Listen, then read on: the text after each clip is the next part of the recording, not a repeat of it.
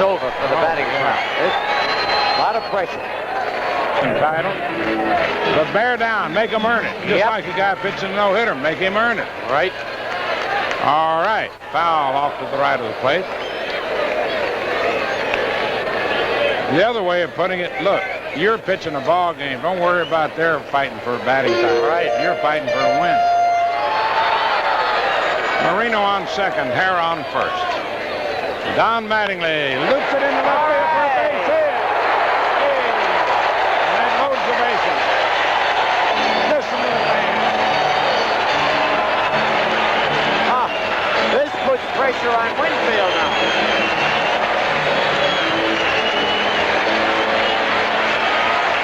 There it is. Oh, that's the way Mattingly was hitting all year. He got a little over anxious the last couple of weeks.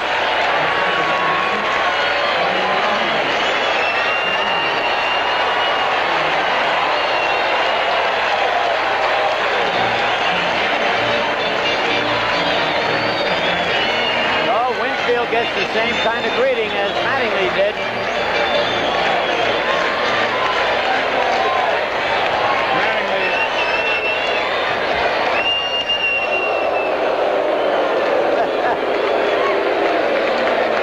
O'Neill in danger of losing that 15-inning shutout streak. And the crowd booed him. He came a little close to Big Dave.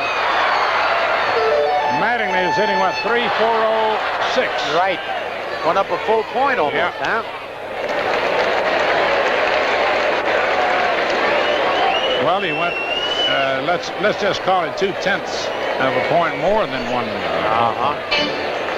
Bases jammed on that little looper to the left. Marino had to play it safe. So he's at third, Hara at second, Mattingly on first, and Dave Winfield, who right now is hitting 341 flat. There's the strike. 2-1 the count. So that he's 0.6 of a point ahead of Mattingly at this moment. There's Sparky Anderson. He's got somebody loosened up in the bullpen already. Captain Hook. Oh, that was a good breaking pitch. Hard slider. Hit the corner twice. Yep. Sid Monge in the bullpen. He's been around, and everywhere he's been around when he's pitched against the Yankees, he's been kind of rough. 3 men aboard. Marino, Hara, and Mattingly. Winfield takes it inside. Ball 3, full count. Randy O'Neill came up to the Tigers earlier this month.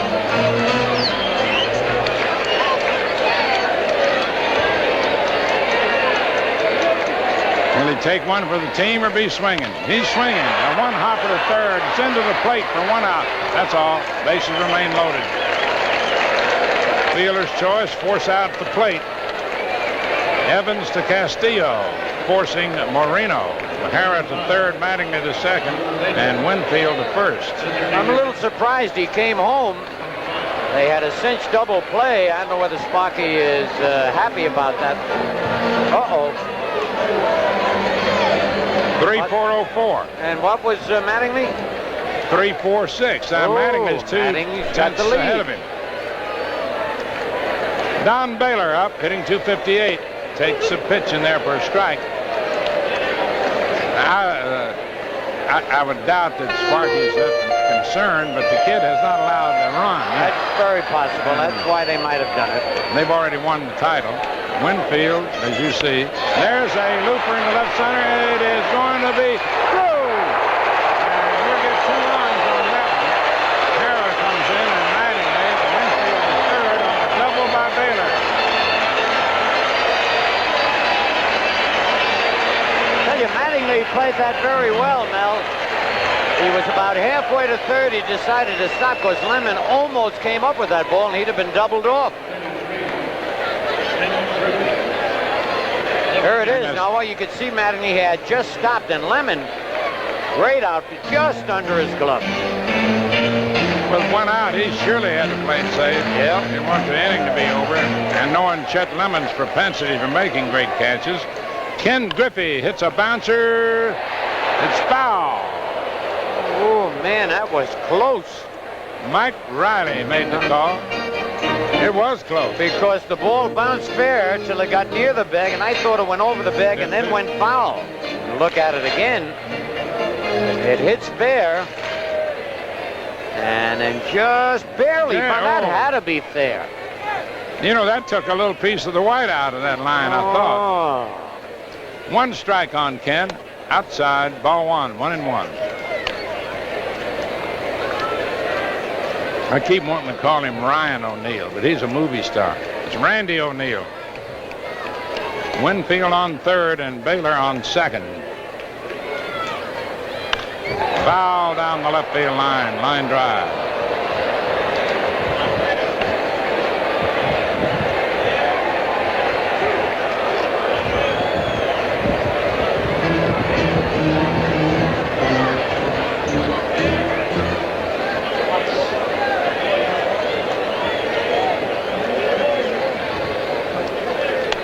Outside.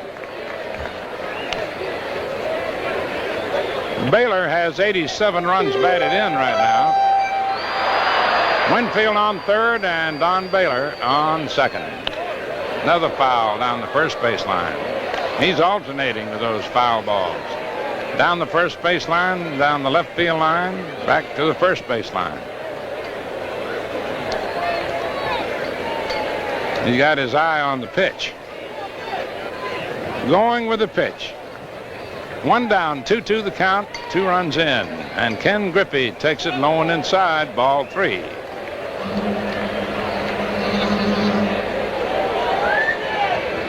Al Clark looks the ball over and leaves it in. Boy, I feel really excited with goose pimples about this batting championship race. Oh, man, it is exciting. Nobody's going to leave this park till No. the last 2 times at bat. Griffey, it's a wild pitch, but it's also ball 4. Winfield scores. Over to third goes Baylor. The Yankees leading 3-0. A wild pitch on ball 4. Enabling the third run of the inning to come in and Baylor to move over to third. Winfield scored it. This is a big game for the Yankees. If they win, no matter what the Red Sox do, they'll finish in a tie for third. And Right. if the Red Sox should lose, they got third by themselves. Right. Quite a comeback. Butch Weiniger hitting 267. There's a ground ball. It's like a double play ball. Brookins to Baker on to Garbe. 3 runs for New York. 3 hits. 1 left on, and at the end of the first inning, Yankees 3, Tigers nothing.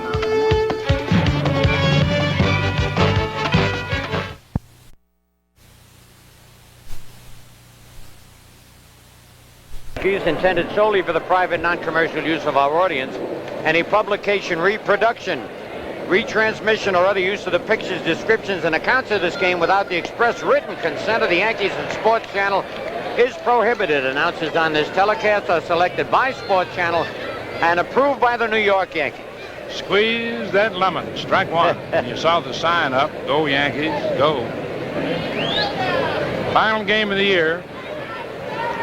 Chet Lemon takes it inside. It's 1-1.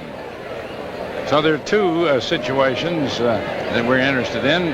Hoping the Yankees can finish third. And the other, the batting championship. Good fastball from Dennis Rasmussen. 1-2 the count. If it's possible, I'd love to see them finish in a flat-footed tie for the batting crown. Yeah. That would be... Are either one of them flat-footed? I'm just curious. You might. 1 ball, 2 strikes. No, that would be great, you know, because they have really put on a show. A high foul out of play off the handle of the bat. You know, talking about batting championships, boy, through the years, the Tigers have had so many. One man alone won 12 of them. Ty Cobb. 9 in a row, then Tris Speaker beat him. And then he won 3 in a row after that. Outside per ball. Talking about batting champions, there's one right there. It's on the right, in Bobby Mercer. Inside for a ball. He won the batting championship?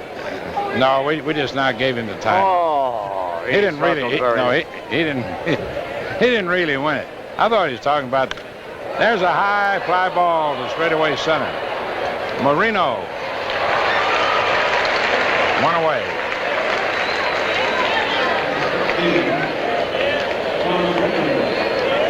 Now the other batting champion is the one in the middle. I've got the red shirt on, and the old-looking fella on your left is Jimmy Hunter. The one in the middle hit 324. Never forget it. No, neither will I. It took him half of his career to hit 324. Now he hit it all in 1950. He got the MVP. The most valuable, the most valuable player. Tom Brookins with one strike. Let-up pitch from Rasmussen. You know, I don't know whether they're here today. But Bill White. there's Bill White. He had sitting next to 300 Bobby Mercer. years. Yep.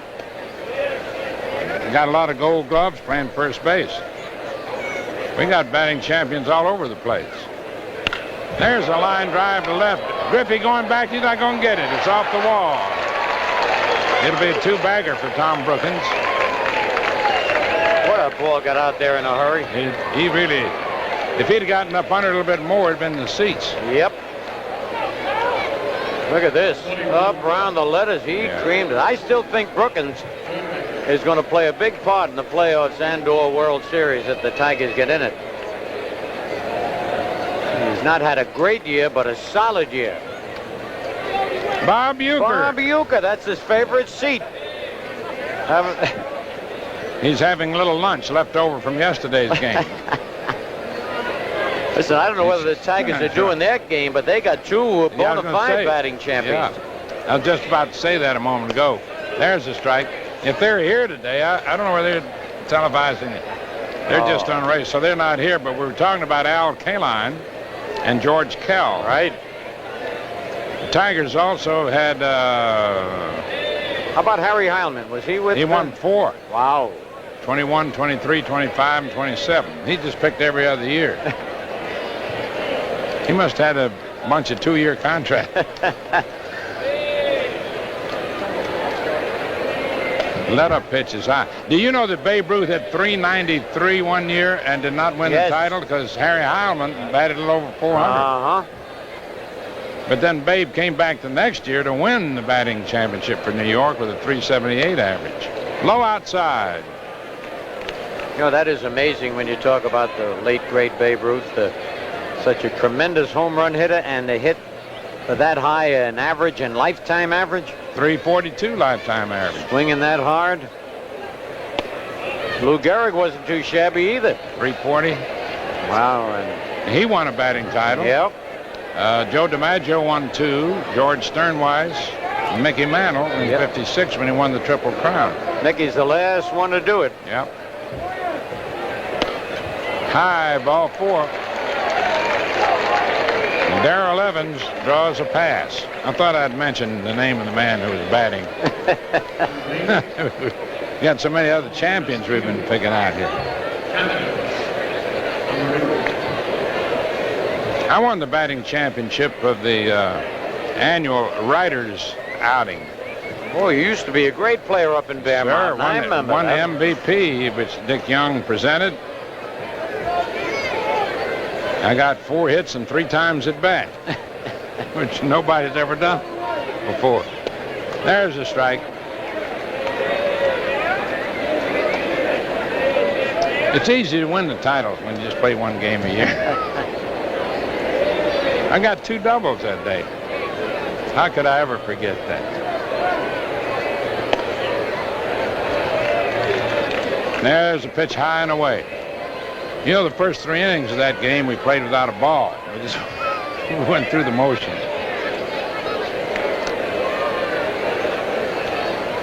Curve is over. Little roundhouse.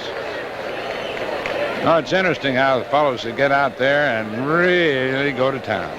I've seen some And then the pretty bad injuries. Yeah, I was going to say, next day they're all in bed, sick, hurt. Marty Castillo fouls it off to the left of the plate, hitting .237.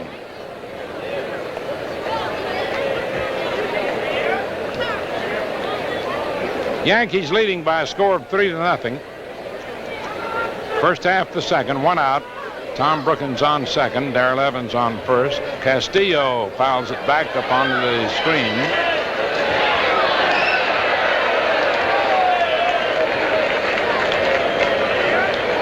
Castillo led Tiger AAA Farm Club in homers and RBIs in 1981.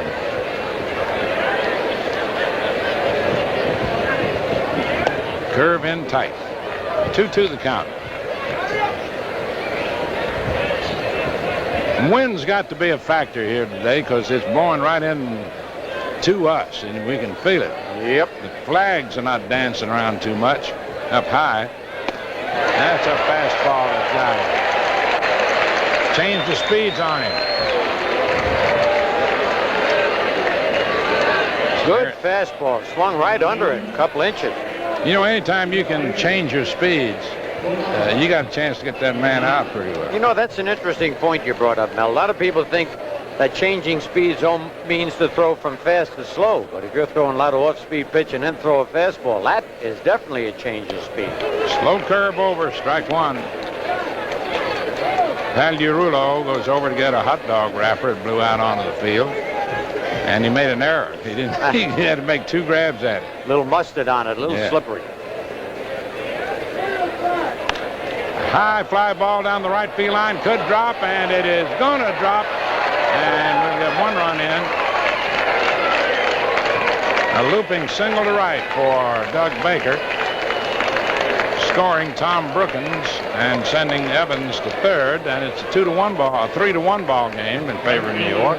See Evans there at third. Alex Graham is the coach. And here's that little looper to right, Bill. Yep, he hit it on the top part of the bat. And as Mel said, the wind is holding that ball up. Winfield just cannot get to it. Keeps it from going in or a fan grabbing it and holds it to a single and one run. In this case, we'll call it Windfield. Yeah, very good. Rusty Kuntz flied to left field in the first inning. High outside, ball one. Actually, more of a high liner. Yep, hit the ball real well.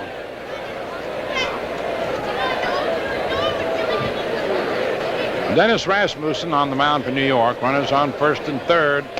There's the fastball. Got the inner part of the plate for a strike. Levels the count off at 1-all. Uno et uno. Tell you what that means before you go to Rome, Phil. Curve in tight. Even I knew that one. 1-1.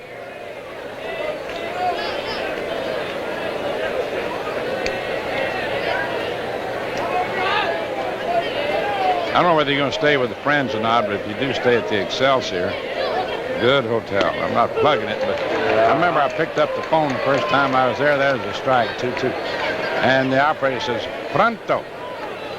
Well, every time I'd ever heard that, I thought that meant hurry up, you know. But I found out that just means, yes, what can I do for you?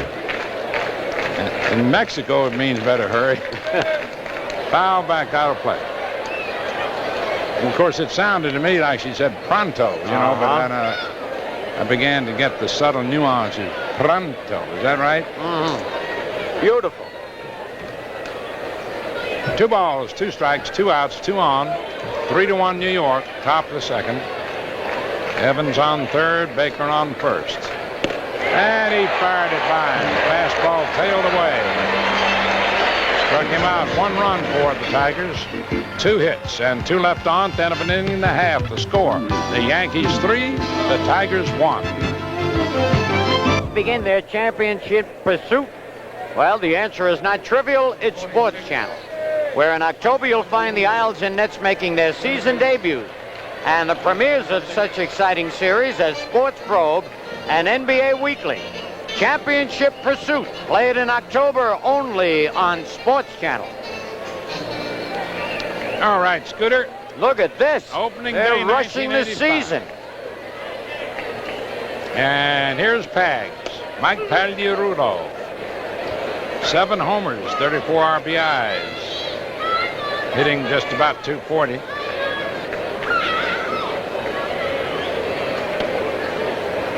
Inside.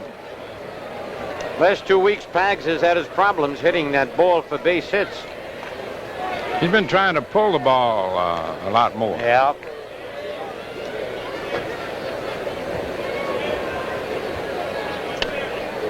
Outside.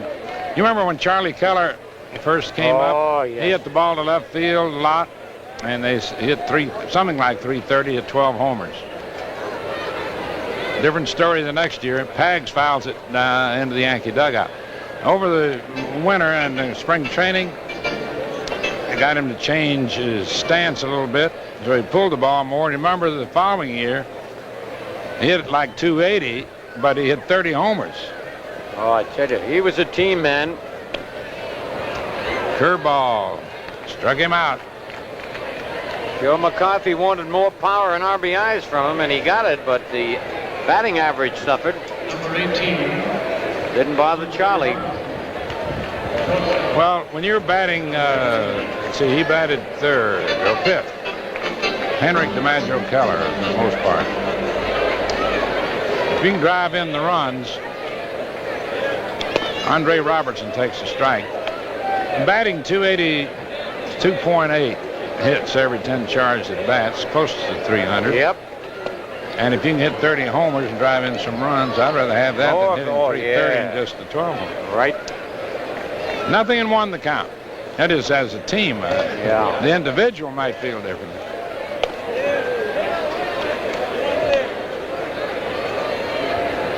A 1-1 count. See Robertson duck that pitch. He didn't have to. It was so high anyway. Andre hits a ground ball to third. Evans to Garbe.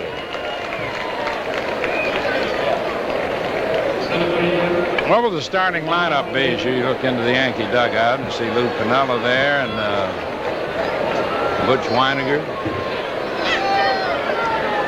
Guidry, number 49. Is he saying goodbye already to Yogi? Yeah, he's all packed. Yeah. Ready to go down to Louisiana, do a little alligator fishing. Saying so long to Foley. That'd take the rest of the ball game. Yeah, it was funny what Foley did yesterday. He got thrown out before the ball game got started. It was sad to walk through the parking lot and see every car loaded with clothes and things that are going to scatter to the far ends of the United States when this game is over. O'Neill got a strike over to Marino. Hard slider inside. 1-1 the count. You know, I didn't know Foley had that little bit of flake in him. Oh, Getting man. on the umpires got in and rub the balls up. That ball is fair down the first baseline. And is he going to go for 2? No. Fast fielding by Rusty Kuntz. A good ricochet off the barrier. And Marino is held to a single. His second straight. And here's Toby Harrah coming up.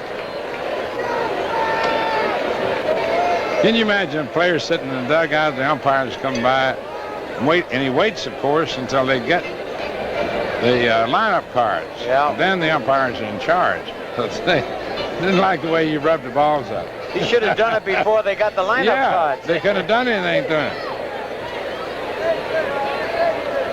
Unless he'd gotten into the game and they'd taken advantage of some situation. There he is as of yesterday. Yogi let him go up. That was nice. Go up and tell him, look at the old finger. Now watch Garcia. He kind of salutes him or tips his hat at the end of it. In tight. 1 ball, no strikes. There it is again. Yeah. This was after he'd been thrown out. He walks up to have his say. There he goes. Tips his hat. Thank you very much. Okay. See you next year. No extra charge.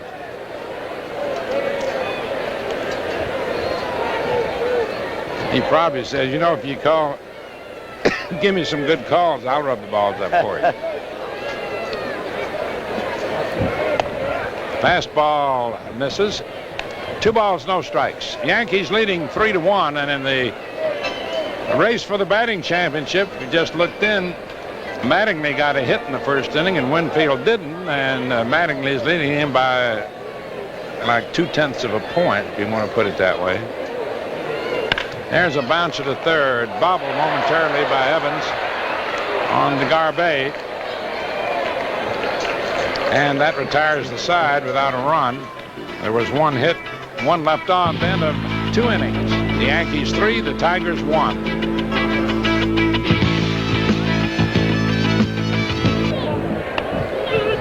In the first of the third, the Yankees leading 3-1, and for the Tigers, Barbaro Garbe, who singled to center in the first inning, took a strike. This time fouls it back to the screen, and it's strike 2.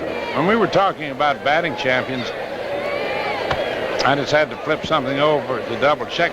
Tigers have had 22 champions. Wow. Not 22 different people, but 22 times they've had the man that led the league. There's a liner to short.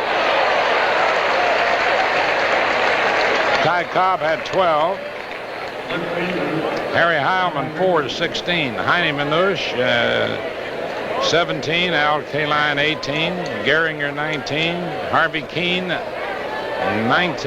20. And George Kell and Norm Cash make 22.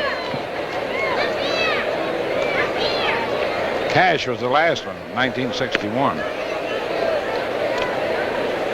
I never thought of him as a batting champion. Nope. Out there, he did a lot of homers. I mean, in that ballpark. Yeah, that's true. 1 ball, no strikes.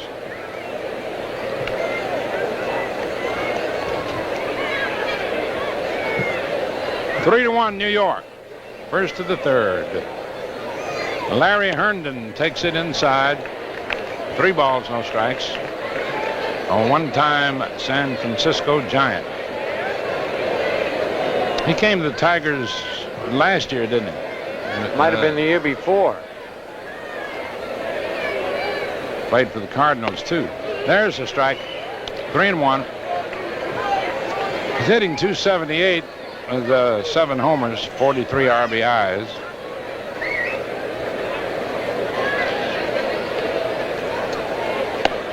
He's on, ball 4. Second straight time he's walked. Dennis Rasmussen's 3rd pass issued in this game. By the way, the 1985 Yankee schedule is now available. They're going to start a week later and end a week later next year. You can get one of them by writing to Yankee Stadium, care of the Public Relations Department, Bronx, New York, 10451. Opening day is Tuesday, April 16th against the White Sox. Parrish fouls it back for a strike. Fly to left field in the first inning. American League All-Star. Tiger leader in RBIs with 98. Let up pitch high. He started to try and time that one, but it was way out of the strike zone. 1-1 the count.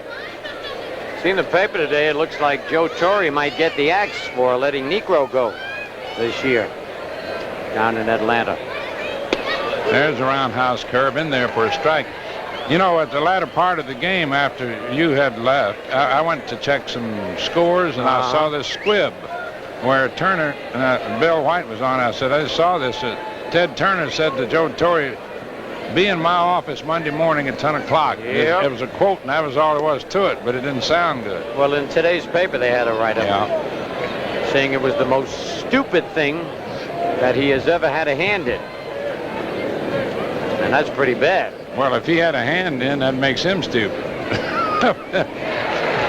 They always leave struck him out. Stelzen out. He said he listened to Joe Torre and Bob Gibson. Yeah.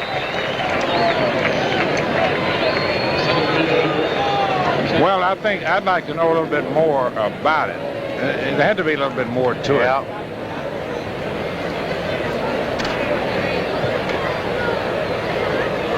Chet Lemon flied to center field in the second inning. High and away for a ball. You know, the Tigers haven't made too many deals, but this is one of their better deals that they did make. Got him from the White Sox. Solved that center field problem. Yeah. Lemon missed that pitch, was right in on his fists, or just above his fists, around the wrists.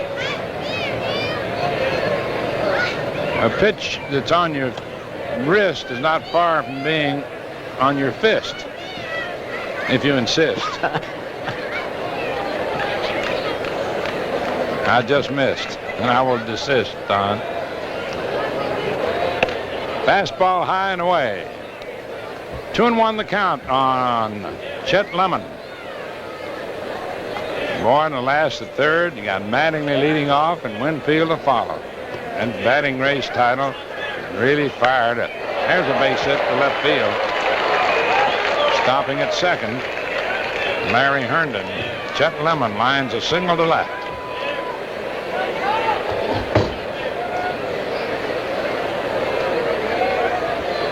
Second baseman, Tom.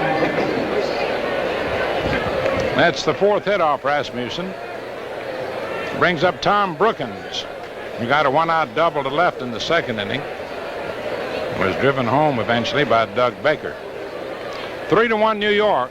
We're in the third. They're 2 away. There's a bouncer down to Mattingly. He outruns him to the bag. And the side is retired. No runs. 1 hit and 2 men left on at the end of 2.5 innings. The Yankees 3, the Tigers 1. Well, it's been a wonderful season for us baseball fanatics. The Yanks surged in the second half. The Cubs proved they could break the jinx. And the Padres are looking for their first ever pennant. Look ahead to the playoffs Thursday at 7:30 on the pennant chase, only on Sports Channel. All right, Scooter, and here's Don Mattingly, who singled to left in the first inning. Takes a curve inside for a ball. He's currently leading Winfield by 0.2 of a point. 340 and 6. There's a line drive to right field. Base hit. He's going to go for 2. Here's the throw, and he may get him. No, it not. It was wide away. Listen to the crowd. Oh, I tell you, he stroked one to left, clean one to right. Now Winfield, as we look at a standing applause for Don Mattingly. Watch this swing. Out in front, oh, beautiful. 3-4-1-7 for Mattingly now. Boy, he ripped that. Kuntz's throw offline or would have been close. Now Winfield's really got the pressure, Mel. Yes, sir. Dave grounded to first in the first inning. Don Mattingly, as you just saw, is hitting 341-7, almost 342. Winfield takes it low and inside. So Mattingly started out behind Winfield today, 339-4. He carried out to the 4th place, and Winfield 341 flat.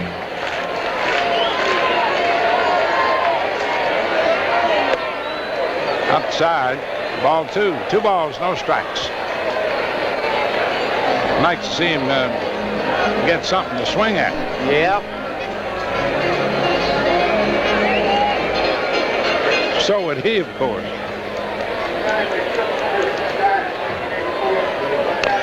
Foul off to the left of the plate.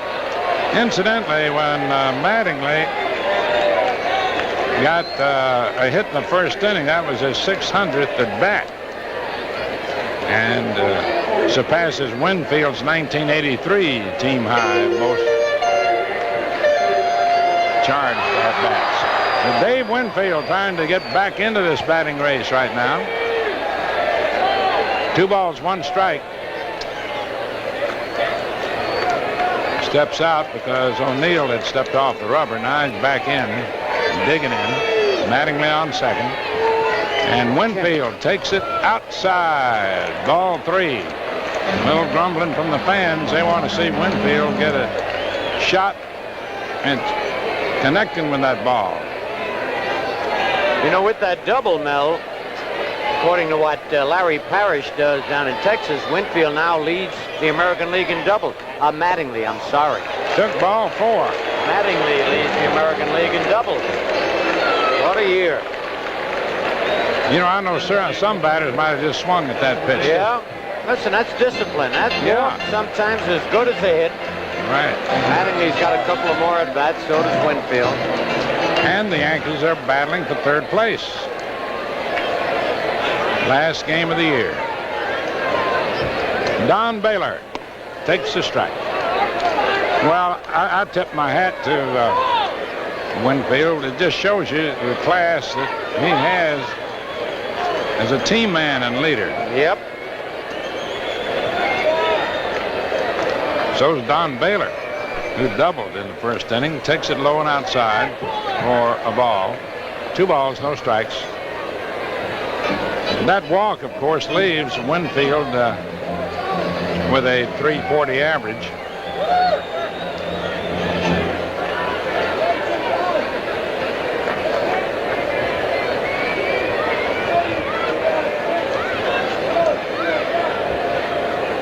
Don Baylor, the batter. Mattingly on second, Winfield on first. A high fly ball to medium right, and the wind holds it up, and Brookins goes out, and the infield fly rule at the last moment was called by the first base umpire, Mike Riley, because the wind caught that ball, and he had to hold up to see whether it was going to go out far enough to where he couldn't call it, even though Brookins was looking up at the ball. Now he calls it an infield fly. Usually they call him right away, but he couldn't afford to do it. No, it might have been foul. Ken Griffey takes it outside for a ball. 1 ball, no strikes.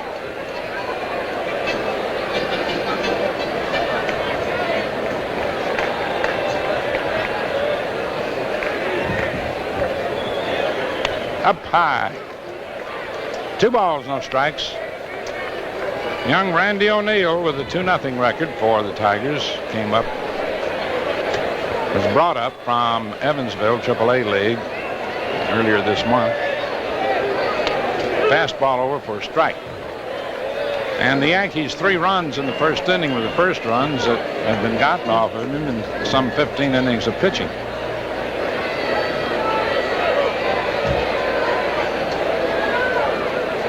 One away.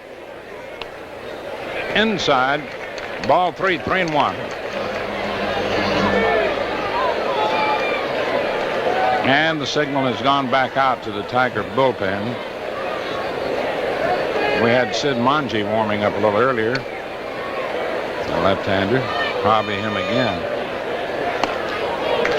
Take a walk. That loads the bases.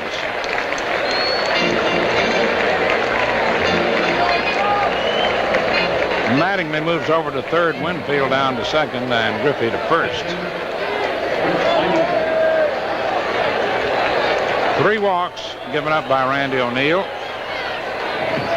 That brings up Butch Weininger, who grounded to second into a double play to end the first inning. 1 down. Weininger hits a bouncer to second. But the play has to be to first only. And Mattingly scores. You make it 4-1 New York. Weininger gets an RBI. One of those slow 2-hoppers. Yeah, no chance for the double play there unless he'd have charged the ball and got it on the short hop. Mike Pagliarulo struck out in the second inning. Winfield on third. Griffey on second. 2 down. Half-speed pitch up high, ball 1. I just found out something, Mel. Yes, sir. I'm going to try it next year. I got a buddy of mine, Joel Globus, who's here today, who has a birthday October 9th. Mm-hmm. But he is celebrating for the whole month. He's written letters. Every day is going to be October 9th. Every day is a birthday. Through the whole month of October. That's not too shabby. Is he retired? No. He will be when that month is over. Foul back. You remember that ad for tires, time to re-dash tire? Yes, Had the little kid with the candle. Yep. I don't know how old he is, but he can't celebrate for a whole month and not retire for a while. A high pop into very short left, the shortstop. Baker, Doug Baker, makes the catch. And that retires the side. The Yankees picked up a run and got one hit. And the score at the end of 3 innings of play, the Yankees 4, the Tigers 1. Phil, before Bobby Mercer takes over, there's the strike. I just want to tell you how much fun it's been working with you all year long on Sports Channel. You had a birthday last week, and I hope you celebrated every day all winter. No, Mel, it was See you great. opening day. Great being back with you again. Thanks a lot, Scooter. Okay, Mel. Our own Sports Channel Hall of Famer. All right, Darrell Evans has the count of 0-2 on him. He walked his first time up. Yankees lead here 4-1.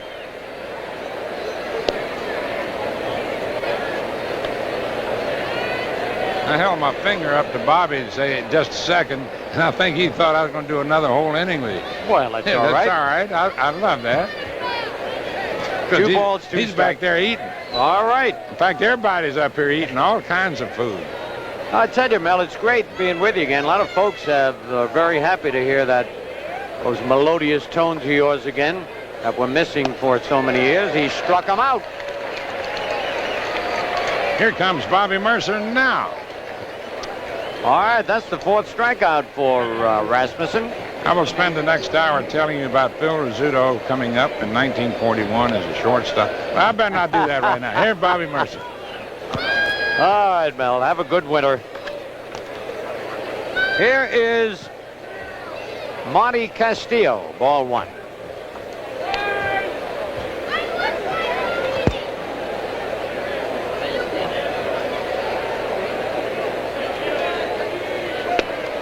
One and one.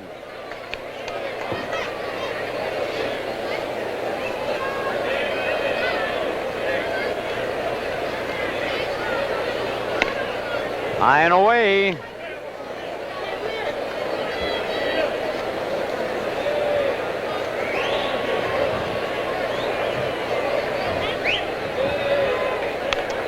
Foul back on the screen. 2-2.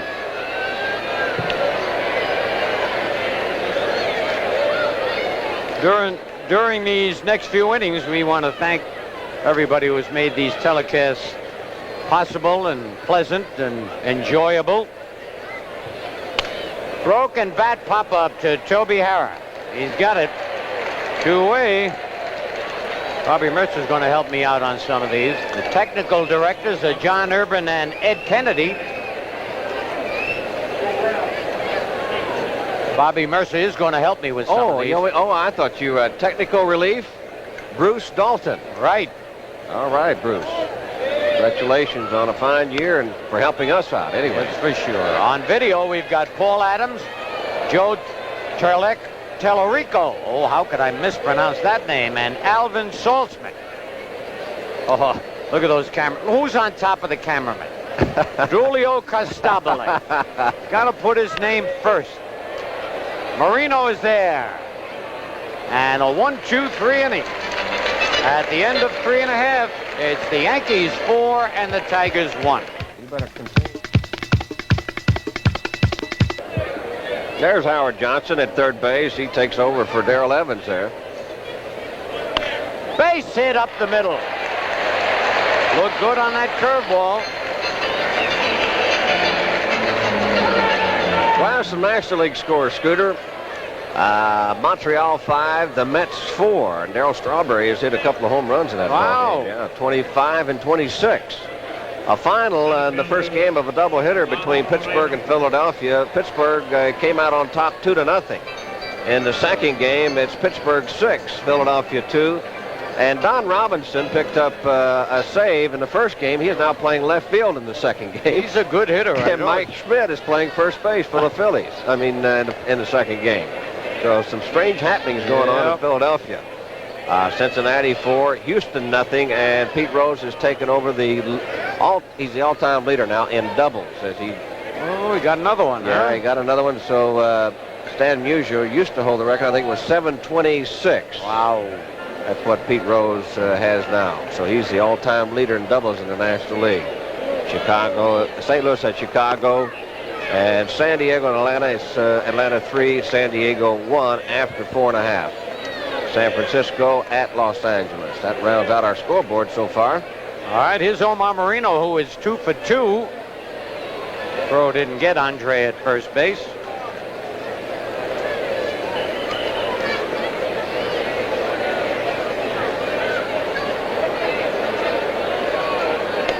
Strike one.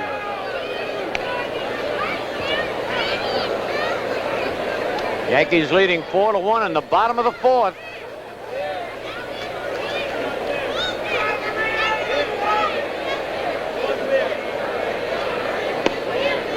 One and one. Well, to continue our thanks, the cameraman crew, Willie Hernandez. Now, that's not Willie Hernandez with the Tigers. That's No. Willie Hernandez, our cameraman. All right. And Danny Flaherty. There's Willie right Willie. there. Mike North.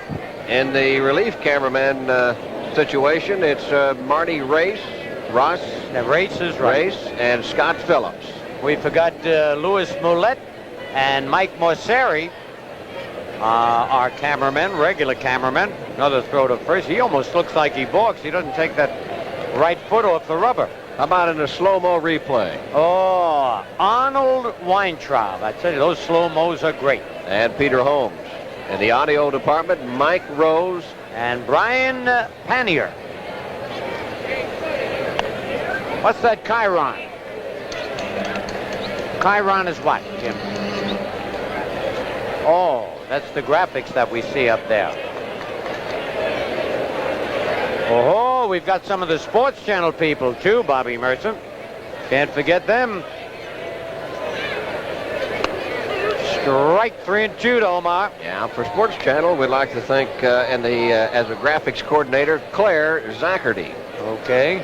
On transmission, we have June Marcel, John Barbieri, and Eileen Woodhull.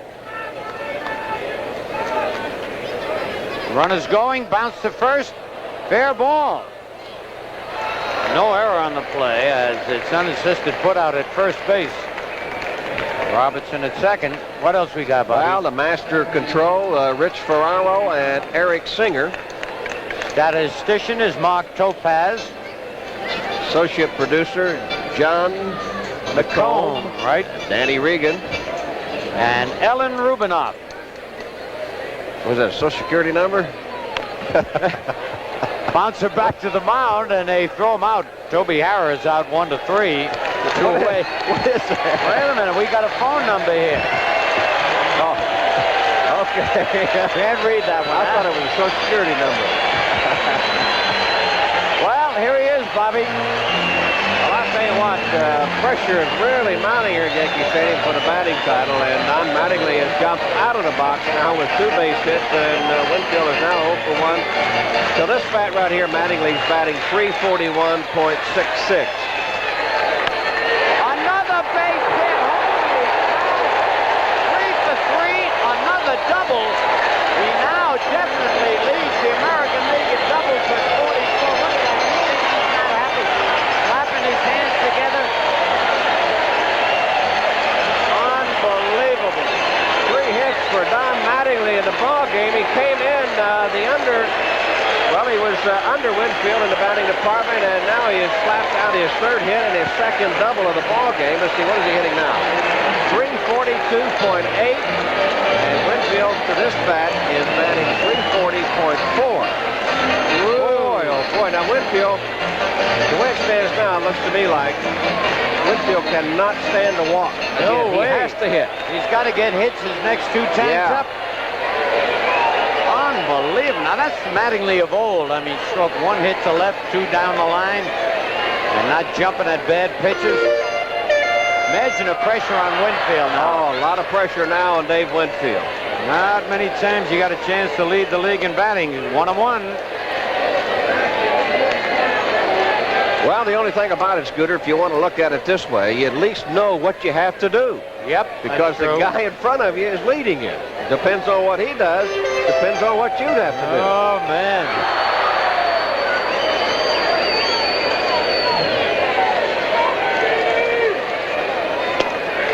Strike 2.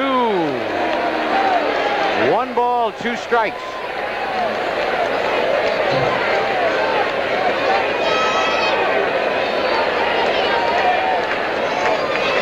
one of the most exciting batting races that I can ever remember.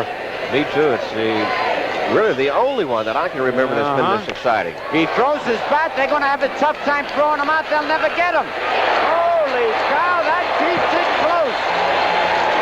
The old Dave Winfield throwing the bat at the ball trick, and they get the base hit. Well, here it is again, and Winfield's been doing this all year long, throwing the bat and getting base hits out of it. You can see Howard Johnson had to take that high, slow hop, but not before Winfield was jetting down first base. Whew, What is it now, Jimmy Hunter? I can't stand this. I'm going to have to go home. Base hit. Mattingly scores. Winfield is going to score. And Baylor gets another double. 2 more RBIs. Yankees lead 6-1. Scooter Winfield is now batting .341.6 as we take a look at this double by Baylor, 2-run double. So now we'll go ahead and carry this out and let people take a look at Mattingly scoring, and Winfield with that great hustle scoring all the way from first base as Herndon delivers the ball back in the infield. 6-1 Yankees. Sparky Anderson is on his way to the mound. Now that's probably going to be all for the rookie O'Neill. There it is, Winfield batting .341.6, Mattingly .342.8. You can't have it any closer. No way. Now neither one can let up. Mattingly looked like he had an insurmountable lead, Bobby. 3 for 3. And Winfield 0 for 1, but... Attention, please. Ladies and gentlemen. Doug Bear, it looks like, loosening up in the bullpen. Yep, that's who it is. Doug Bear coming on. Look at Winfield, I said it.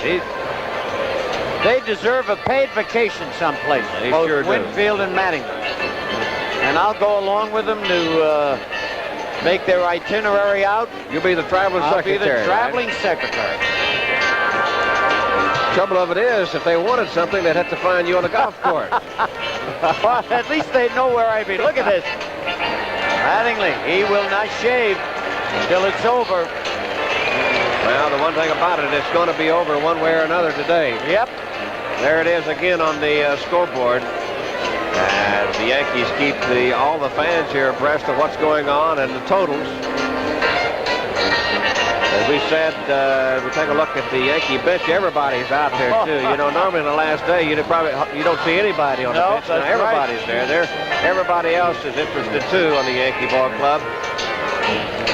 So Doug Bear will take over, right-hander. 5-3 on the year, Scooter. 3.76. Yeah, his 47th appearance. He did a good job against the Yankees in the first game the Tigers won here. He's got a tough job. He doesn't get all the glory of Hernandez or Lopez. Well, he really gets a little or no glory. He's just like the middleman. Right. He sets it up for the guys to get the glory, really. That's absolutely right.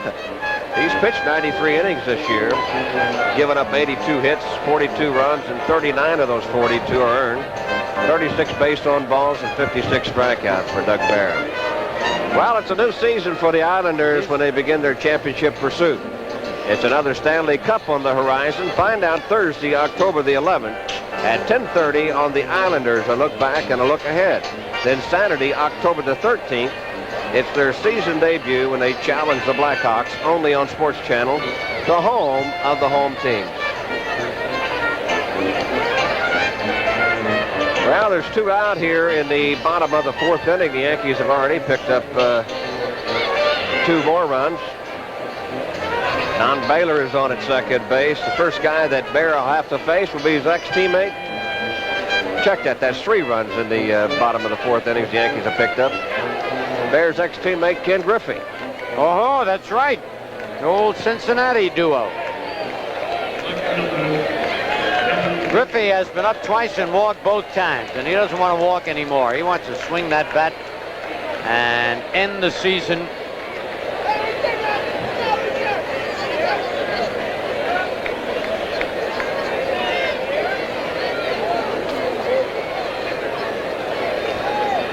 So the Yankees lead 7-1 in the bottom of the fourth. Now it's going to get tough at the home plate, Scooter. You got to watch those shadows. You know, it's in between the hitter and the pitcher now, so that always adds to the problem of seeing at home plate. Yep. Strike one.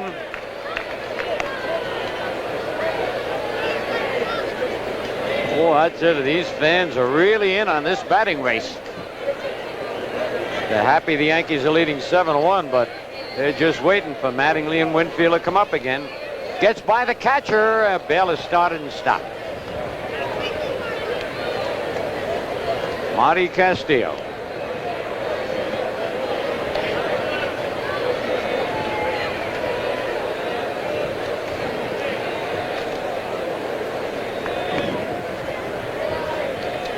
Two men are out.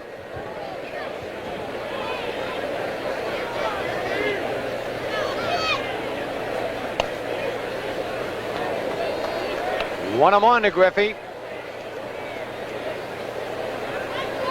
Boy, this is just like Thanksgiving up here, isn't it? It is. I'm telling you. Look at the scuff mark on that baseball. That was what Tim Foley was arguing about yesterday. That was, I tell you, that is a riot. Kicked out before the game starts. I talked to Foley after the game. He really didn't moan that much about it. He just showed the home plate umpire. He said, look at this ball here, how black it is, how much you've rubbed it up. I mean, you couldn't even use that in batting practice. Struck him out. So Bear comes in, gets the inning over, but the Yankees pick up 3 runs on 4 hits, no errors, and leave a man. At the end of 4, the Yankees 7, the Tigers 1. There should have been another nothing. Look at this. There goes Mercer. You Not missed your yet. flight. No. Look Unless they at left that. early. That was not a normal jet right there taking off. Well, what was it? It was. It certainly wasn't a space shuttle. I know that. Wait a minute. Rusty Kuntz pops it up. And Andre Robertson makes the catch. 1 man out.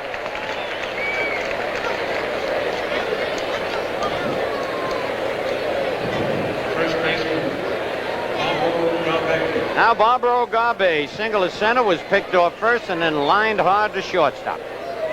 Yankees leading 7-1.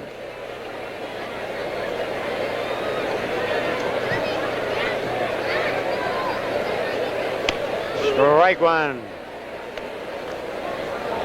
Garbe, really impressive. He's very relaxed, whether he's hitting at first or wherever they put him. Strike 2. He'll get some playing time. Yeah, he certainly is going to get a lot of playing time. You know, to play this game, Scooter, you got to play loose and relaxed. Yep. You know, just like the old manager used to say in the minor leagues. He said, "Look, guys," he says, "you got to play loose and relaxed. That's the only way you can play this game. There's only one thing. One of you's got to go." That's struck him out. Good curveball by Rasmussen. That's his 5th strikeout. Look at it, and it's a big one. He was having problems getting that over. Yeah. First part of the game.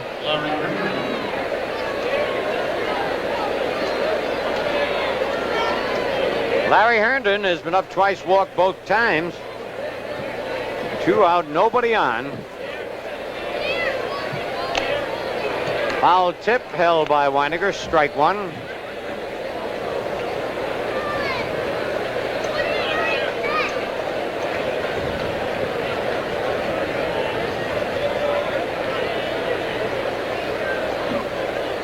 One and 1. There he is, leading the American League in batting, Don Mattingly. And there he is, just a little more than a point behind him. Base hit to left field. He hit that one one-handed. Griffey up with it. Designated hitter. That's 5th hit for the Tigers. And now Lance Parrish, fly to left and struck out.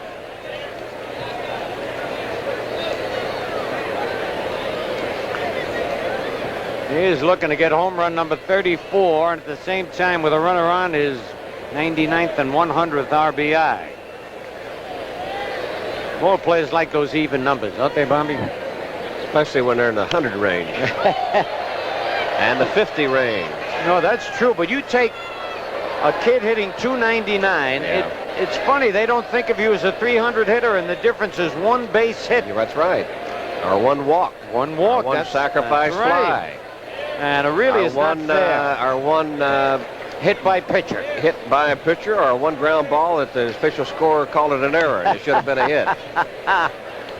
All right. 1-1 on Parrish.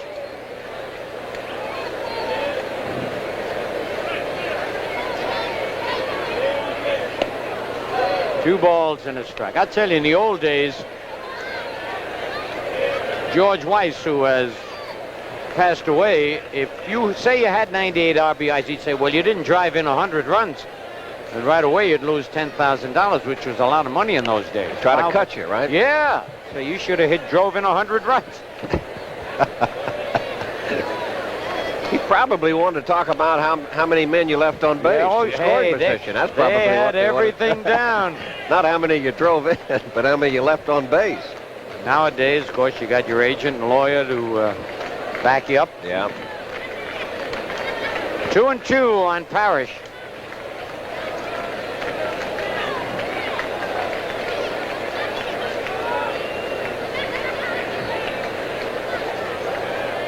Mattingly holding the bag against Herndon.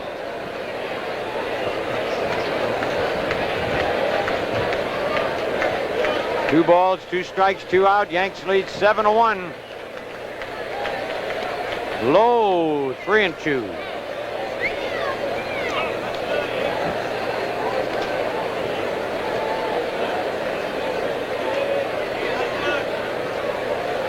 Herndon will be running. Full count, 2 out.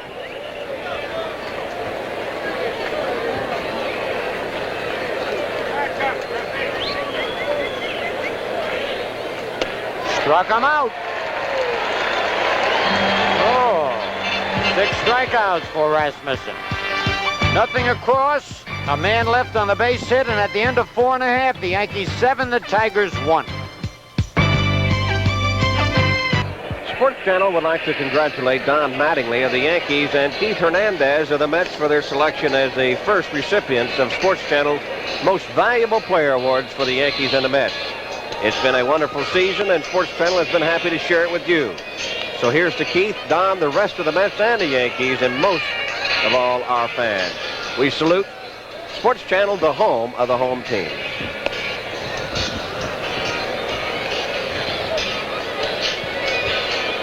Your attention, please. Ladies and gentlemen. Sid Manji, Scooter, is going to take over here in the bottom of the 5th. Look at this. Cora Rizzuto fan club. How do you like that? All right. At second base. It's about time. Starting first. Putting up with me all these years. All right. Butch Weiniger is hit into a double play and bounced to second.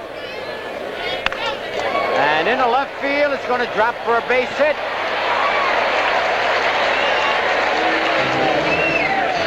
Oh, Butch, who does hit for a higher average batting right-handed, gets his first base hit. Come to the last at-bats here during this ball game. Mattingly, Winfield might have to go to Butch Weiniger or a couple of these guys and say, look, can I borrow a hit this day? Or just let me borrow 1 hit from you, all right? A base hit for Pagliarulo. And Weiniger's going to go to third. So Pags breaks out of his mini slump. Hard hit ground ball to right. He got it off a left-hand pitcher. First and third, nobody out. 2 pitches and 2 hits off Manji. And now Andre Robertson. Andre's bounced to third and single to center. Manji, before coming into today's ball game, had given up 38 hits and 35 innings pitched. He's continuing to keep that average up. Yeah, more hits than innings pitched. That's not too good, especially for a relief pitcher. Ball 1. At one time, this guy could throw hard, couldn't he? Yes, he could.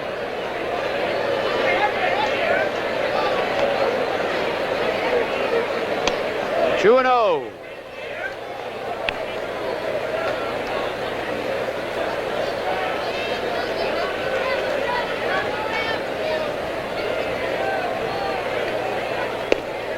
Three and 0.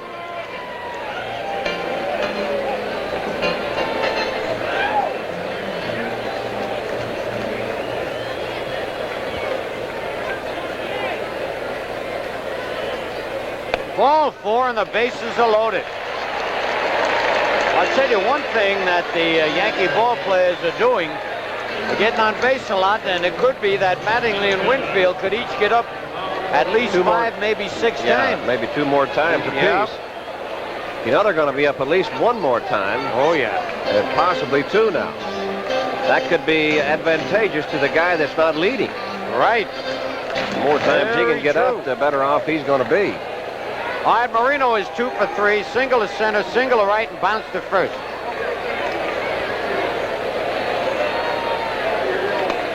Strike 1.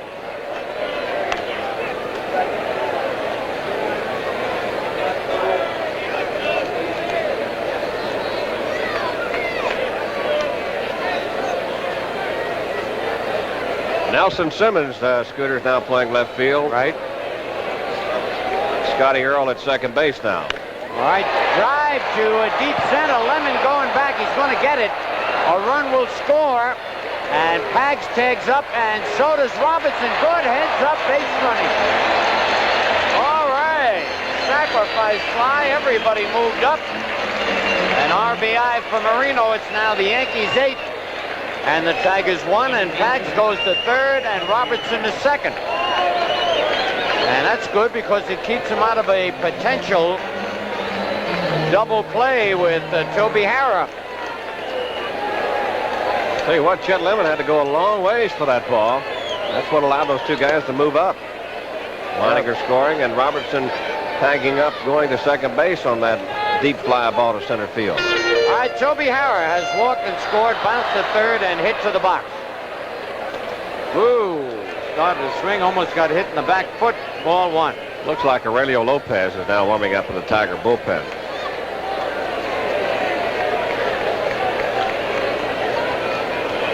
Yep. Senior smoke. 8-1, the Yankees lead. 1-1.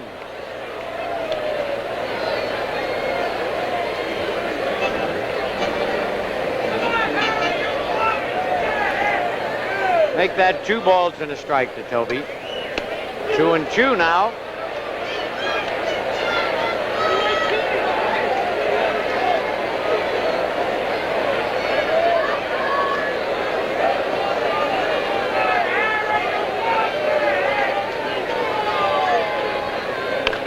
A bouncer up the middle, grabbed by Baker. He throws Harrah out, but another run scores. And now Don Mattingly will be coming up. Pags getting congratulations, and the fans are up again.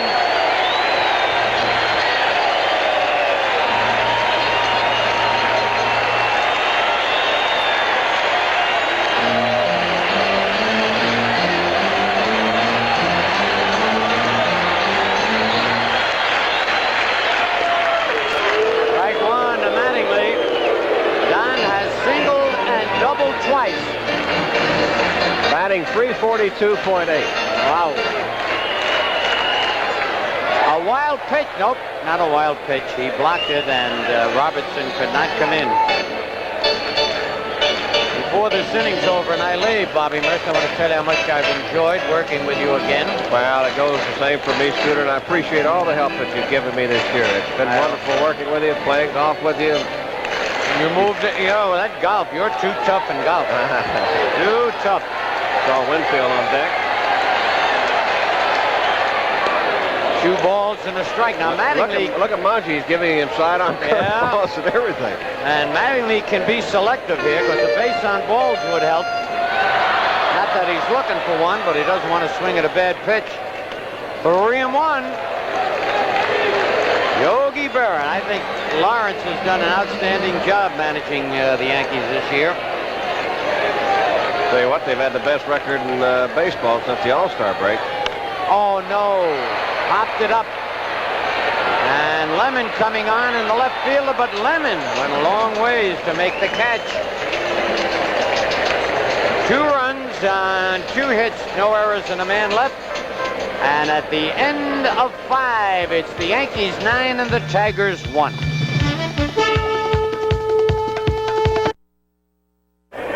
Well, we go to the top of the 6th inning, and the Yankees out in front of the Tigers 9-1. Chet Lemon will lead it off here in the top of the 6th, and Chet the Jet is 1 for 2 this afternoon. Rasmussen with that big curveball misses inside, 1-0. Lemon has had a pretty good year for the Tigers. That's down low. Lemon batting .286 right now with 20 home runs and 76 RBIs. Swings and lines it down the left field line, but it goes foul as a fan reaches out and makes that grab. 2 balls and a strike now.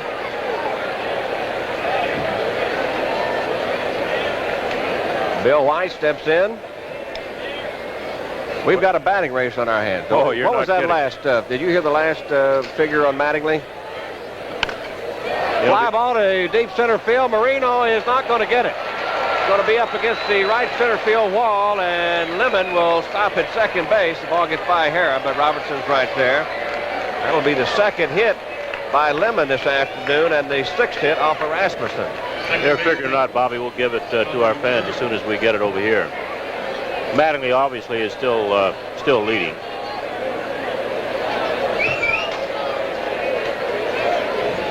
Well, we just heard that Mattingly is now batting .342. As Scotty Earl steps in and takes a fastball high. Now let's see. .3422 is what the exact figures are. Winfield in his last at bat, 3.416. 2-0 on Earl.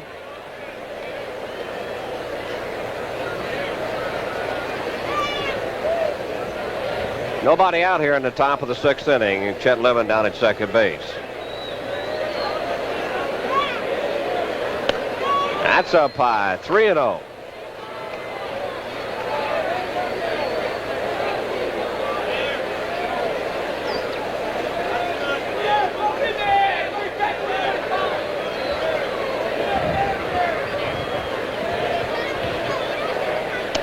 That's in there, 3 balls and a strike.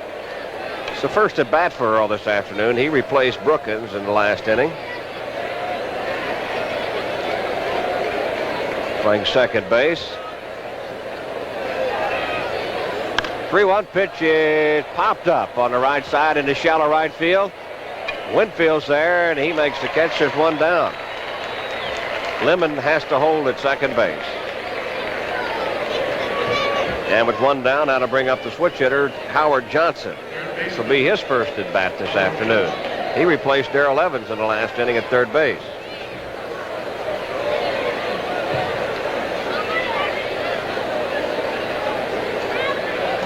Howard Johnson batting .249, 12 home runs and 50 RBIs.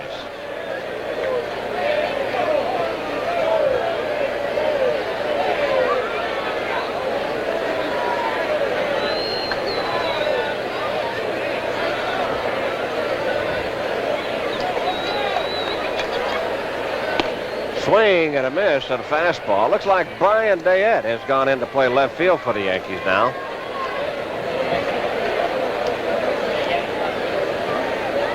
So Griffey will be out of the ball game, and Dayette will be in. Brian. That's in there. 0-2 now on Howard Johnson.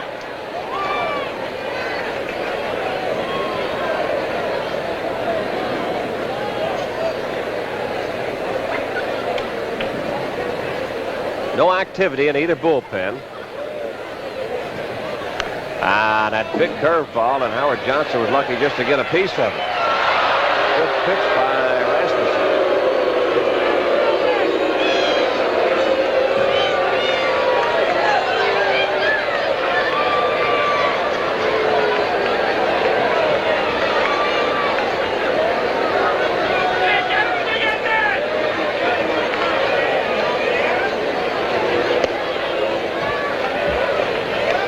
Misses up high. 1-2 now to Howard Johnson. Johnson will be followed by the catcher, Marty Castillo.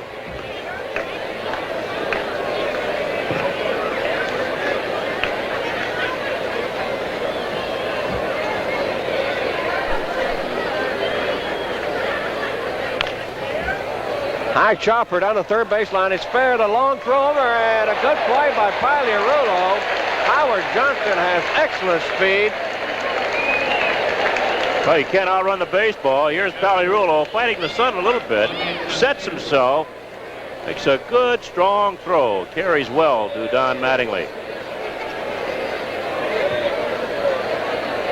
Good play by Mike Pagliarulo at third base, and he has done a wonderful job since coming up from Columbus.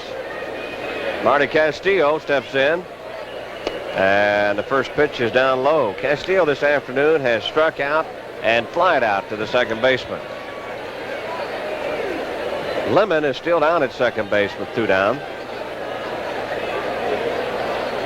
That's down low. Castillo can catch for you. He can play the infield for you.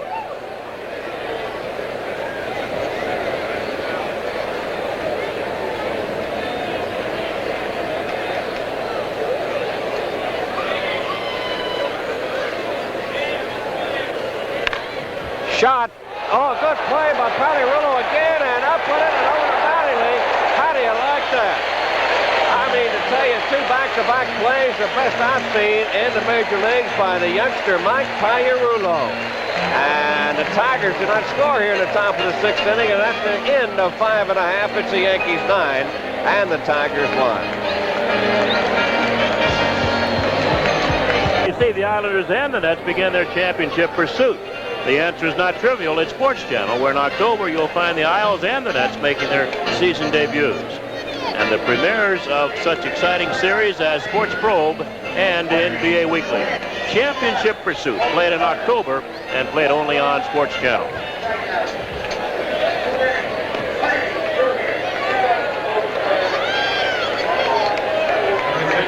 Now, Bobby, there we see the batting race. Mattingly at 342.2 and Dave Winfield at 341.1.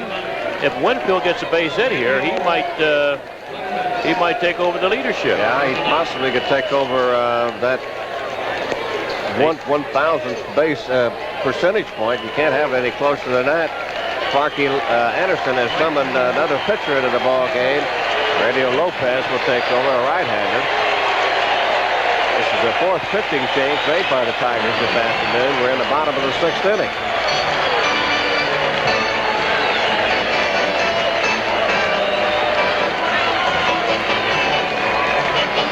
So Winfield batting 341.6. Winfield has reached base on a fielder's choice. He has walked and had a base hit, infield hit, his last time up. This might be the biggest at-bat in Winfield's career. I agree with you.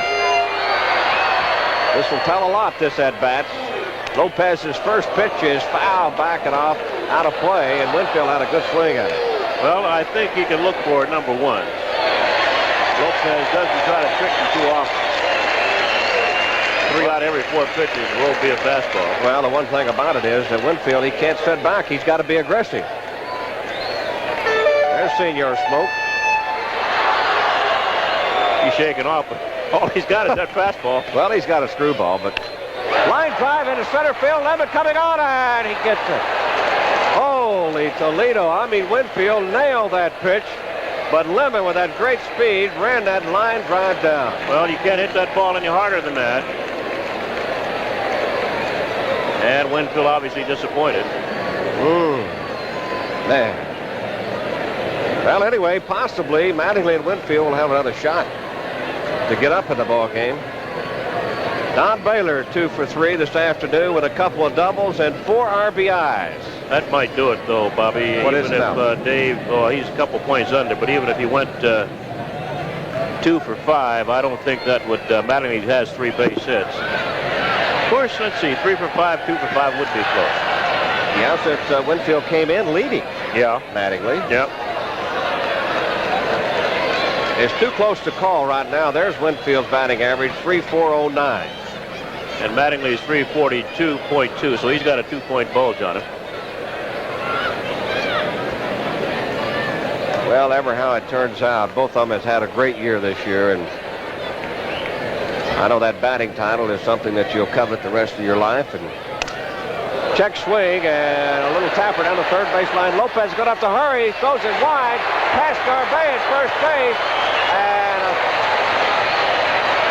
even all the fans jumping out of the stands down there couldn't get a hold of that baseball, and that'll be an error on Lopez, and Baylor will go to second base. Be a base hit and an error, right? Check swing, base hit down the third baseline, then an error on Lopez.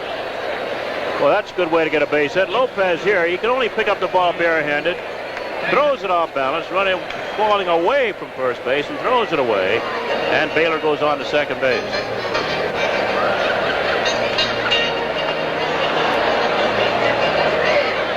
Well, with one down and Baylor at second base, Brian Dayett will step in with his, for his first time at bat this afternoon. He replaced Griffey in the outfield last inning and hits a high fly ball to left field. Nelson Simmons running under it with his glasses down, and he started back. He came in a few steps, made the catch. There's two down now. Baylor remains at second.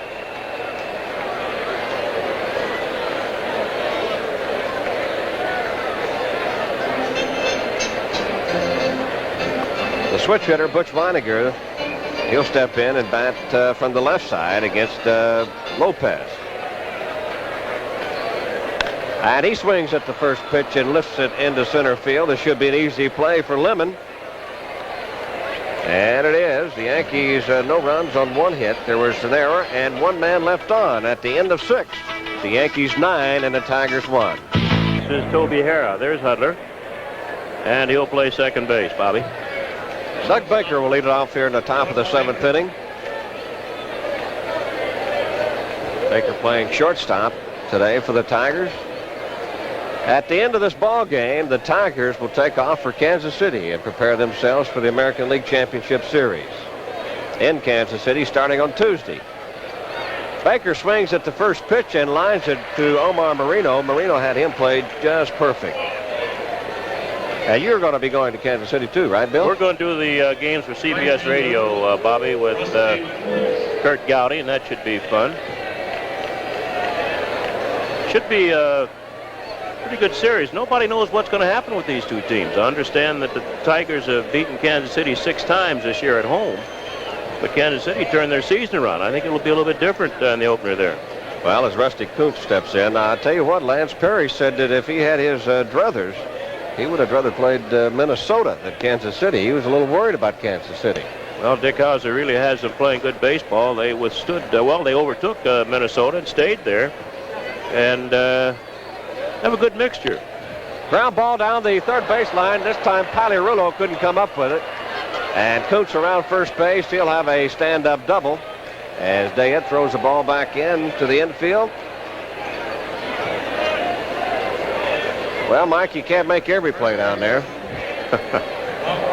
Well, Pagliarulo cheats just a bit to his left at third base. That's why he can get over in the hole and dive and make those catches. But when you cheat one way, you give up something the other. Well, I don't think that they expected Rusty Kuntz to be pulling that ball too much. He's normally a straightaway hitter, you know. And a lot of people feel, too, Bobby, that you hit more balls hit to a third baseman's left than to the right. I don't know. Yeah, Barbaro Garbe takes the first pitch for a strike. Garbe is 1 for 3 this afternoon.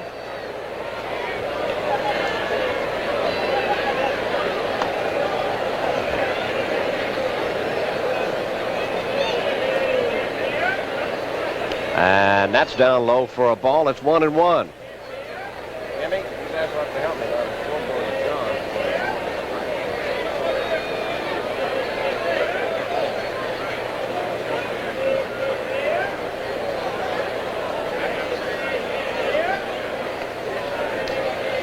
And this one slashed down the right field line. That's going to be a base hit.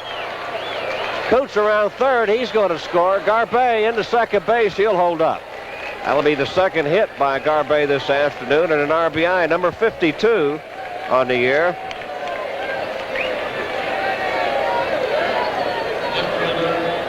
So 2 doubles back-to-back here in the top of the 7th inning have produced a run for the Tigers. Now 9-2 Yankees. Nelson Simmons will step in.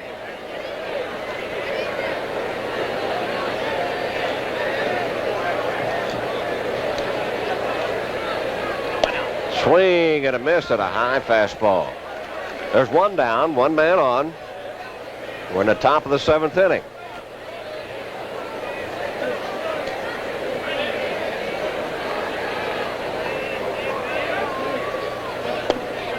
That's down low. 1-1 now.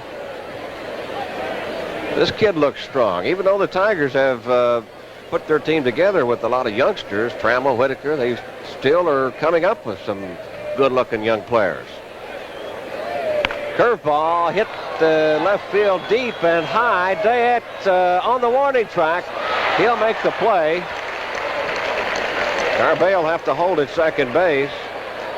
Just a little bit more, and Nelson Simmons would have had himself a home run. And he didn't swing hard at that ball, simply met it and turned his hands over. Of course, that would have been a home run at Tiger Stadium, but here, just a can of corn.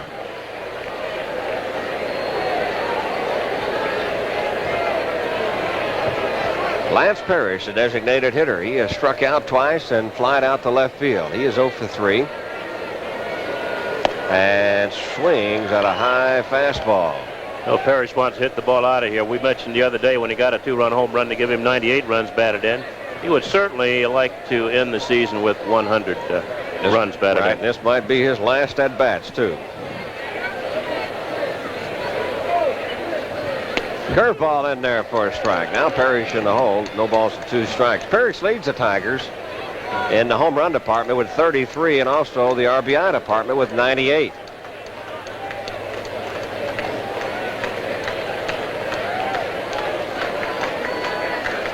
Curveball just misses. 1-2.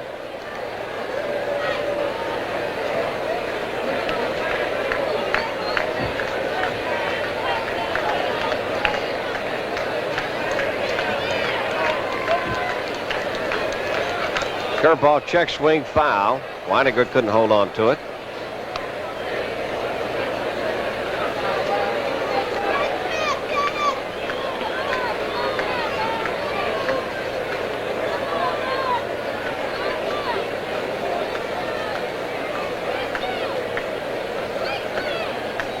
And that's foul back and out of play.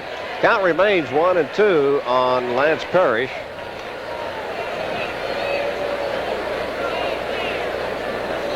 Parrish does most of the catching for the Tigers. When they do want to give him a rest, they'll make him the designated hitter and let Marty Castillo catch, just as they're doing today. And the curveball is inside and low. 2-2 now to Parrish. Chet Lemon on deck.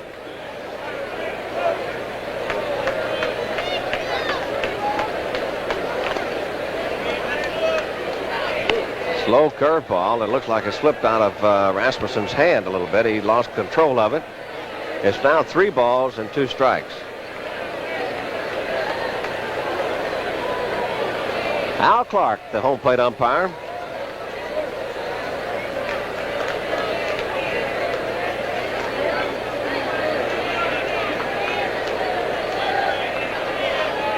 Fastball and hit foul off the right side into the upper deck.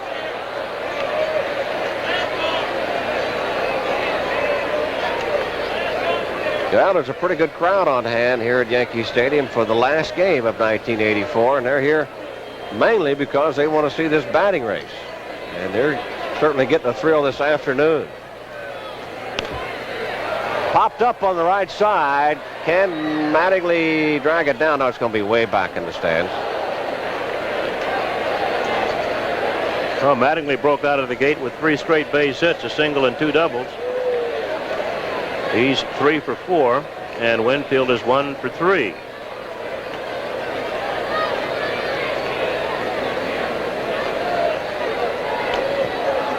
And he could be 2 for 3. He hit the ball too hard to center field. Yeah, he had a line drive his last time up. Winfield did, right at Chet Lemon. 3-2 on Parrish. Hits this one out into center field. This should be no problem for Marino. And he snags it. But the Tigers do pick up a run on a couple of base hits. There were no errors. And one man left on at the end of 6 1/2. It's now the Yankees 9 and the Tigers 2. Well, it's been a wonderful season for baseball fanatics. The Yanks surge in the second half. The Cubs proved they could break the jinx. And the Padres are looking for their first ever pennant. Look ahead to the playoffs Thursday at 7:30 on Pennant Chase, only on Sports Channel. Got a new first baseman for the Bengals here in the 7th inning, Mike Laga, and also a new pitcher for the Tigers, Bill Scher. We've seen him before. And here's Bobby Mercer. Mike Pagliarulo will step in against Bill Scher, the left-hander. Let's take a look a little bit ahead because we know that Mattingly and Winfield are both going to get up once again. Right after this first pitch to Pagliarulo. And a little pop-up, infield pop-up, right to the shortstop. Baker has it. There's one down. Say, for instance, Mattingly goes 0 for 1. He'll be batting 3. Goes 0 for 1 of his next at bat, doesn't get a hit. Yeah. He'll be batting 3-4-1-6-2. And say, for instance, Winfield gets a hit. Winfield can win it with a 3.342.15 or 3.4215. Yep. So there's still going to be another chance. Andre Robertson steps in. Andre 1 for 2 this afternoon, scored a run. The big thing here, Bobby, is Will Scher pitch the 8th inning, a left-hander. Pitch against Mattingly, a left-handed batter and a right-handed hitter, Winfield. Well, let's see, we've had 3 different pitchers in the last 3 innings for the Tigers.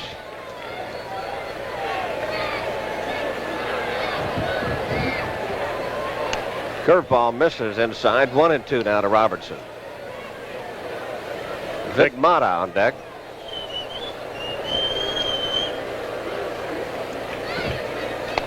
That's up high, 2-2 now to Robertson.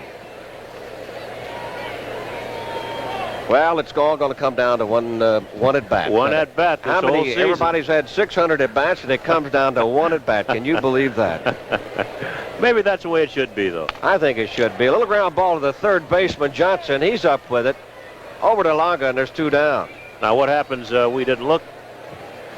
What happens if Mattingly gets a walk here? Well, he would stay at. He would stay at 3-4-2-2. Okay. And if Winfield went 1 for 1, Mattingly would win it. By 2. Well, that's right. Now look at that. Winfield would be batting 3-4-2-1-5, and Mattingly 3-4-2-2. All kinds of combinations. You can't get it any closer than that. If Mattingly should get a base hit, he will close Winfield out. Unless they get up again, and it doesn't seem to be that way. Vic Mata will step in. He'll bat it for Omar Marino with 2 down, and the pitch is up high. What do you think about this kid in the outfield, Bill? Mata, I think he's shown that he can play up here. I'm not sure that you'd want to play him every day, but I think he's shown that he can be a valuable part. He can play any of the 3 outfield positions. He throws the ball well, runs the ball down well, and he's not an out man. Well, he's batting .319, 1 home run, and 6 RBIs. And he hits this one into right center. This is going to be trouble. Nobody's going to get it. And Mata's got himself another base hit. He's going to stretch it into a double and a stand-up double. So a 2-out double by Vic Mata into right center. Let's watch it again. The Yankees are going to have to make a lot of decisions next year in spring training. A lot of these kids have shown that they can play up here. And here's Mata doubling into right center field. Nobody can get to the baseball.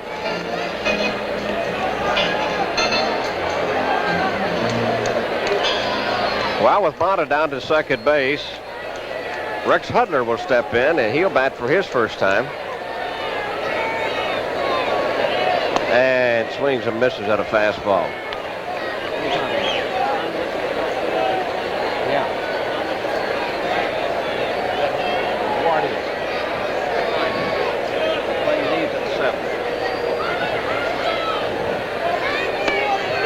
That's it there for a call strike. Hudler kind of looked back at Clark like he didn't believe it. Sometimes the umpires will test a young player, and they. Well, you don't Major want to League- look back at him, do you? I know one thing. I was tested. The 0-2 pitch is swung on and fouled off his right foot. You look back and say, what are you looking at? You say nothing. That's when they throw you out. Ed You're a Runge. youngster. He worked me over pretty good my first couple of times at the plate. And I didn't say anything to him. You're right. looked at All him, I did right? was look at it. Yeah. And I went back to the dugout, and Ralph Huck said, Bobby says, don't ever look at Runge if you think he makes a bad call. The 0-2 pitch is up high. When I went to the plate the next time, he told the catcher, he says, just move out there as far as you want to on the outside part of the plate. I knew then I wasn't going to get a You base knew you were hit. in trouble, right? So I took my 3 strikes, and that was it. Never had any more problems. Trouble of it was the bases were loaded. Oh, my. Yeah, that's what I said. You called time and apologized to him. 2-2 to Hudler. 2 men down, and Vic Mott on at second base. Swing and a miss at a big breaking pitch from Shearer. And the Yankees are down here in the 7th inning. And at the end of 7, it's the Yankees 9 and the Tigers 2. Reno stays in the ball game. And we got a new pitcher, Bill, Mike Armstrong, replacing Vic Rasmussen, who went the first 7 innings, giving up 8 hits and 2 runs. Struck out 6 and walked 3. And we're going to have a rather exciting last half of the 8th inning, William. Yes, Hello. yes, we are, Mel.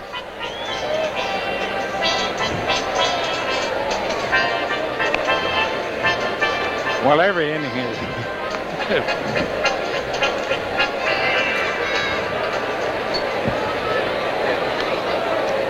Got Chet Lemon. This kiss is to everybody on Sports Channel. And to Don Mattingly, who is on the left-hand corner. He's going to be first up in the last 8, followed by Winfield, and this whole thing can turn around. Lemon 2 for 3 takes a strike from Mike Armstrong. Yankees leading 9-2 after 7. Yankees 9 runs, 13 hits. They've played errorless baseball. The Detroit Tigers 2 runs on 8 base hits, and they've made 1 error. Yankees trying to split this series. Did you hear what I asked you a while ago? No, I was I know you talking did. to Jimmy Hunter. Because you gave me that general answer. Well, what'd you say? I said we're looking forward to an exciting last of the 8th inning because it could turn things around. You're right. Yep. Here's Yogi and Tim Foley. Foley decided to stay in the ball game today. Yeah, they let him rub up the ball. 1-2 on Lemon. There's the only man I've ever known of, he's pointing now, that ever got thrown out of a ball game for the first pitch of the game because he ribbed the umpires for not being able to rub up the balls properly. They'd already had the lineup cards, and therefore they were in control of the game. He got the heave-ho. That's foul off third. Lemon batting .287. He's had a good series and a good afternoon. Lemon is 2 for 3 this afternoon. Earlier on, Don Carney gave us a shot from yesterday showing Foley walking out and pointing his finger in the umpire's face. I think it was Garcia. Rich Garcia booted. Even before the first pitch of the ball game been thrown. Rich is at third now today. That's high, 2-2 on Lemon. Well, Mel, this is our last Sports Channel telecast of 1984, and it's been enjoyable. It's been more than that, Bill. Outside of the wins, the losses, it's just wonderful working with a guy like you who's both knowledgeable and warm, cooperative. Now, wait a minute, I'm not a Boy Scout now. Did I misread that Sports Channel sign you got on? Well, I tell you, every year you teach us something new up here in the booth, and all the years' experience you've had as a broadcaster throughout the country and as a Yankee broadcaster over the many years, you bring back names that we've heard about, but you make them live again, and I think that's so important to Yankee fans of all ages who listen to Yankee broadcasts. I appreciate that, Bill. I know it comes from the heart, but I do want to add one thing. I did not start in with Cy Young. But I did meet him. You did meet him. Yeah. It's 2-2 on Lemon. And it's still 2-2. You know, one of the greatest things to me, loving baseball, not being able to play Major League Baseball, vicariously you do up here in the booth, as you know. When the Yankees started Old Timers days, and then all other clubs followed, but the very first one, boy, they had guys that played in 1901 and 2 and 3, you know, that you'd read about. And Cy Young was among them. Home Run Baker. I mean, Tris Speaker, Ty Cobb, you know. You got some names. I got everything with their autographs. I was... You got everything but their autographs? Yeah. Oh, my. Well, I was working on the field, you know, introducing them. And, I talked to them. That's probably better than the autographs, though. They said, who are you? Andre Robertson back on the outfield grass for the first out here in the 8th inning. No, but I'll never forget that. That is one of my greatest memories, because they were all the greatest stars, you know. And in 1939, I was at CBS. They sent me up to Cooperstown when they dedicated the Baseball Hall of Fame Museum. And you had the guys like Eddie Collins, and of course the Babe. You name them, they were here. I remember the experience you told me about covering news at the White House. A lot of people don't realize, I think you did hard news at one point. We had to do a little bit of everything, including the Philharmonic at Carnegie Hall in case when somebody was sick. Go do that. Go do that. This is Scott Earl. I did a show before I went in the Army calling in CBS foreign correspondents, Ed Murrow, William L. Shire, Eric Severide. I never met them till I got out of the Army. They were all-time greats in the news field. Popped up right field. Hudler calling. Mattingly gets out of the way, and the Yankee second baseman makes the second out as he makes a catch. 2 outs for the Tigers. And we'll get Howard Johnson. Don Carney want to know, did I do George Washington crossing the Delaware? Yeah, but it was a revival. You know, we have that every year down at Washington Crossing. You do? In Washington Crossing, Pennsylvania. Unless there's ice on the river, on the Delaware, or unless the river's a little bit too high. Well, we could throw you across. You could wear out the jeans and... Howard Johnson. 57 flavors. Hey, I'm looking ahead to this last of the 8th inning. It's just not even a full percentage point separating Mattingly You know who and acts Winfield. as George Washington Mill on that crossing? Who? Jack Kelly, the the old rowboat, the scholar from... former Olympian. Sure, his father won the brother of the late Princess. Yes. Princess Grace. People Co-star from all over the area go in and watch that. Is that near the Schuylkill River? No, it's on the Delaware, but On it's the Delaware. right down the on the Pennsylvania side, maybe 5-10 miles down the river from Trenton, New Jersey. It's on Route 32 on the Pennsylvania side, Route 29 on the New Jersey side. You know, George Washington had to be brave. Yeah, it'd be a pretty good pitcher too, right? Throw that money across the Delaware. Throw a $50. Deep to right. But Winfield, it will not carry. Winfield will make the catch easy in the corner, and that'll retire the side. After 7.5 innings of play, the Yankees 9, Tigers 2. Winfield and Mattingly are coming up. Tiger changes as we come into the last half of the 8th inning. In center field, Rusty Kuntz. Dave Bergman is in right field. That's Kuntz in center. Yeah, we already mentioned him. And behind the plate, we've got Lowry, Dwight Lowry, and on the mound, we've got Fernandez, Guillermo. Willie Hernandez, who had his streak broken, 32 saves in 32 opportunities. Holy cow, Scooter. Scootery. You got. Oh, no, that's an that's exclamation Flora's point. fan club. Yeah, that's an exclamation point. I thought it ended in a bow, Bill. It's the Tri-State Cora Rizzuto. Cora is Bill's wife. Well, Don Mattingly. There's the Scooter. He's sticking in a cigarillo. A hand for Don Mattingly.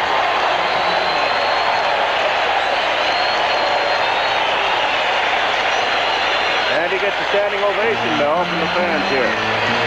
He's provided a lot of thrills for these fans. His first 3 times up, and he singled and then hit 2 doubles. He flied to center the last time. 3 for 4. Bill White. And he takes a strike from Willie Hernandez. Mattingly, a base hit will, of course, assure him of the title. He's 2 for 3 in the game with a run batted in. He scored 2 runs. He scored 3 runs. 3 runs. 3 for 4. What did I say? We all do that. There's Dave Winfield, who's on deck next. No, he's 3 for 4. You said 2 for 3. Okay. That will be off the glove of the second base. Well, the scorer's got a problem there, but I think he's a base hit. It's a bad hop. Bad hop. Bad hop single. Base hit. It's a base hit for Don Mattingly, and he'll win the batting title. That'll do it for him. He's got the championship. There's nothing Winfield can do now. Did you see Doug Holmquist shake his hand? Here's again. This ball takes a bad hop, and Earl cannot play it. 3-4, 3-3. That's the way he wound up, taking out to the second decimal point. 4 out of 5 for Mattingly. And here's Dave Winfield. I don't think Dave can catch him with a base hit No, here, Mel. And he obviously, he can't. Dave can end up at 342, and he takes a strike. So Mattingly is the new American League batting champion. Dave Winfield has fought all the way. I look back to the ball game in Baltimore where Winfield obviously had beaten out an infield hit. He was called out, and that ball, this might get back to that one scoring play there. And it's 2 strikes on Winfield. It had been figured out before the game started, as we said, that for Mattingly to win on a basis of 4 at-bats, he'd have to get 1 more hit than Winfield. But this is the 5th at-bat. And Mattingly's 4 for 5. Right, 4 for 5. 2 strikes on Winfield. And the screwball misses, 1 and 2. Dave batting at 341. Of course, you cannot be unhappy batting 341 for the year. Of course, for Winfield, he's been around quite a while. The third base, he'll get the force at second. No chance for the double play. And Mattingly forced at second base, 5-4. Winfield now gets a hand, and so will Mattingly as he comes off. The American League batting champion for 1984, Don Mattingly. An ovation. His teammates congratulate him, and he's going to take a bow. There he is. And Winfield takes his hand. Nice going, buddy.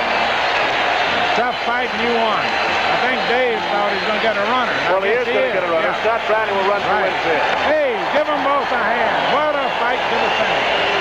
And these fans are up applauding them both. Congratulations to 23-year-old Don Mattingly and to Dave Winfield. Winfield wound up with 344. 340 and 4/10, and Mattingly with a 344.33. So let's just round it off to 344 to 340. And Don Baylor pops it up, a chance for Lowry. Dwight Lowry, the catcher, and he plays this one perfectly for the second out. Got a new runner for Winfield now. Yep. That's Scott Bradley. That's the first Yankee batting champion since Mickey Mantle who won it in 1956 when he won the Triple Crown. Here's Brian Dayette, 0 for 1. He flied to left, and Hernandez gets the first pitch in. By the way, the Yankees are leading 9-2. That's incidental. Except, I don't know how Boston's doing. The Yankees got a chance. Look at Mattingly. Boy, is he happy. Earl will play at the second for the Force, and that'll retire the side. No run for the Yankees. Mattingly's base hit, and a man left on base. At the end of 8, the Yankees 9, the Tigers 2.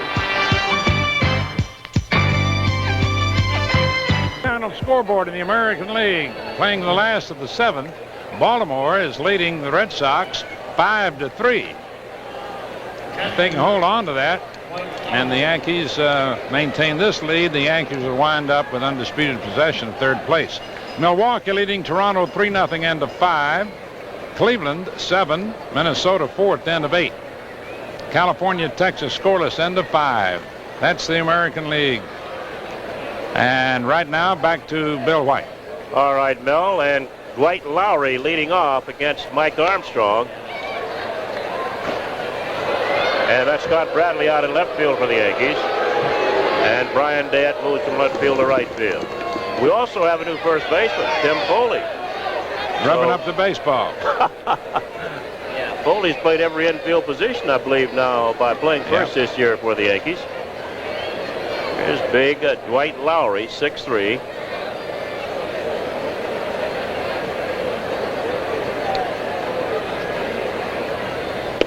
That's low. 2 balls and a strike on Lowry. Yankees 9, Tigers 2. Final game of the season here at Yankee Stadium for the Yankees.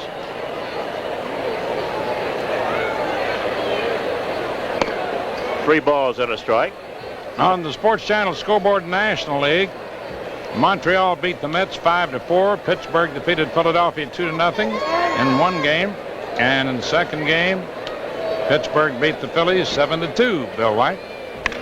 Lifted to left field. Robertson going back. Now the left fielder Bradley takes charge. And there's one away. And Atlanta defeated San Diego 4-3.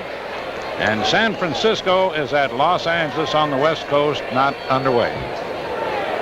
Yankees leading here 9-2 in the season finale, featuring the winning of the batting title by Don Mattingly, and it went right down, as we kept saying, to the wire. Went down to the 8th inning. The last at-bat for both people, Doug Baker. Strike one.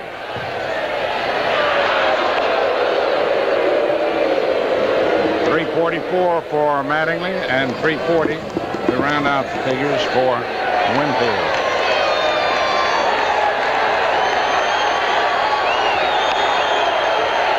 Base hit for Baker.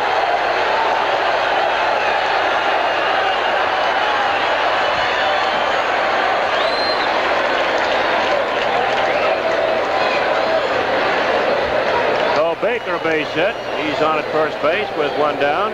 There is a smash back through the middle, just by the outstretched glove of shortstop. Yankee shortstop Robertson. Andre Robertson.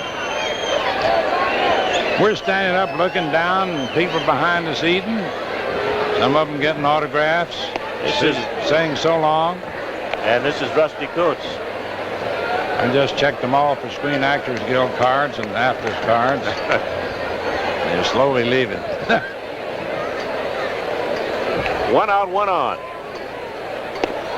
He went too far. 2 strikes on Rusty Kuntz. Mike Armstrong trying to wind it up for New York. Came on in the 8th inning. Dennis Rasmussen, pitcher of record. 7 innings and 2 runs. And he went too far. Yes, no doubt about it. 2 outs. First base umpire Mike Riley helping out Al Clark. Here it is again. The ball came back right over the plate. Painted the outside corner as it hit the plate and tailed right on over the rest of it. Oh, here's Mike Laga, the big first baseman. He had a good year at Evansville for the Tigers. They keep coming up with youngsters. And they've got a new crop now with Laga and Lowry, Scott Earl, Nelson Simmons. They've all seen a lot of action since they've been brought up, too. Yeah. Of course, the Yankee contingent of Rasmussen and Palirulo and Meacham, Dayette, Scott Bradley now, Joe Cowley.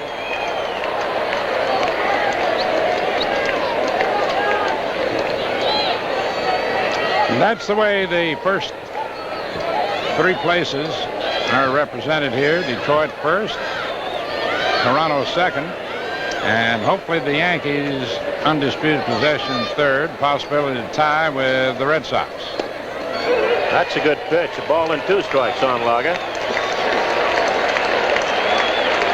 Mike Armstrong will not be able to get a save here, but I think he's got to be happy with his season. Starting the season on the disabled list with a bad arm. They didn't know whether he'd be able to pitch again or not. And Armstrong has come on and really helped the Yankees here in the second half of the season. And the ball game is over and the season is over. What a way to end it. Armstrong strikes out Laga, and the Yankees win it by a score of 9-2. And as Mel said, Don Mattingly and Dave Winfield going down to their last at-bat. Mattingly getting a bad hop base hit and winning the American League batting title. And I think, Mel, the Yankees have, for the second half of the season, really entertained these fans and showed them some good baseball. So the final score once again, the Yankees 9 and the Tigers 2. Well, at Yankee Stadium, the crowd is applauding the American League batting champion, Don Mattingly, and he's down on the field with Bobby Mercer. Take it away, Bobby. Thank you, Mal Allen. The new American League batting champion, Don Mattingly. I tell you what a spectacular performance by you today with 4 hits. You came into the ball game behind Dave Winfield, but you came through today.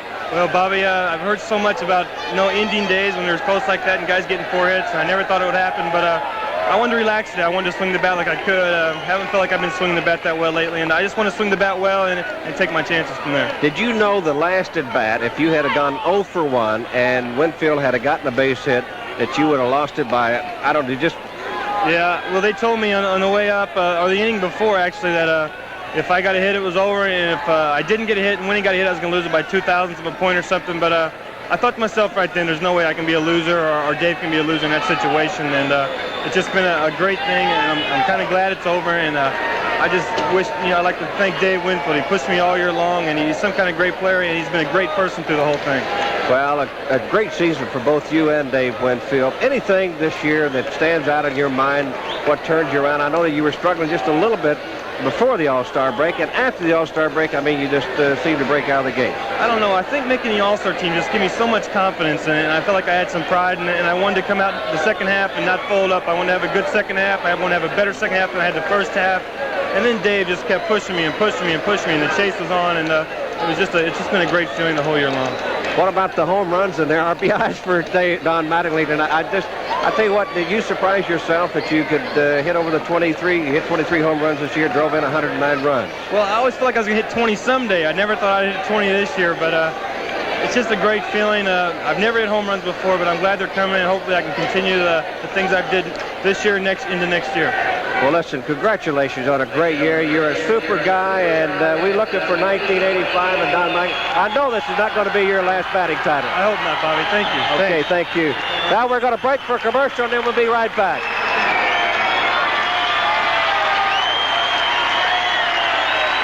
An excited crowd of 30,062 at Yankee Stadium. The Yankees win the final game of the year from the Detroit Tigers by a score of 9-2. 9 runs, 14 hits, and no errors to 2 runs, 8 hits, and 1 error, giving the Yankees 51 wins against 29 losses, the best record in the major leagues since the All-Star game. The winning pitcher for New York was Dennis Rasmussen. He is 9-6, and the losing pitcher was Randy O'Neal, 2-1. And the champion of the American League in batting, you just saw it all, Don Mattingly, who got 3 hits who got, as a matter of fact, 4 hits and 5 times at bat. The Yankees could win undisputed possession of third place. Baltimore is leading the Red Sox 5-3 in the 8th inning if they maintain that lead. Otherwise, they tie for it. So once again, the final score, the Yankees 9, Detroit 2. Coming up tonight at 6:30, take a trip to the track and join Harvey Pack as he recaps today's action from Belmont on Thoroughbred Action. And then at 7:30, it's Sports Medicine. Take a look into the controversial world of boxing with Shirley Fischler. And now, this is Mel Allen on behalf of Phil Rizzuto and Bill White and Bobby Mercer and Don Carney and Jimmy Hunter and all of our wonderful crew of Sports Channel, saying so long from Yankee Stadium, and thanks for looking and listening to Yankee Baseball on Sports Channel, the home of the home teams. So long, everybody.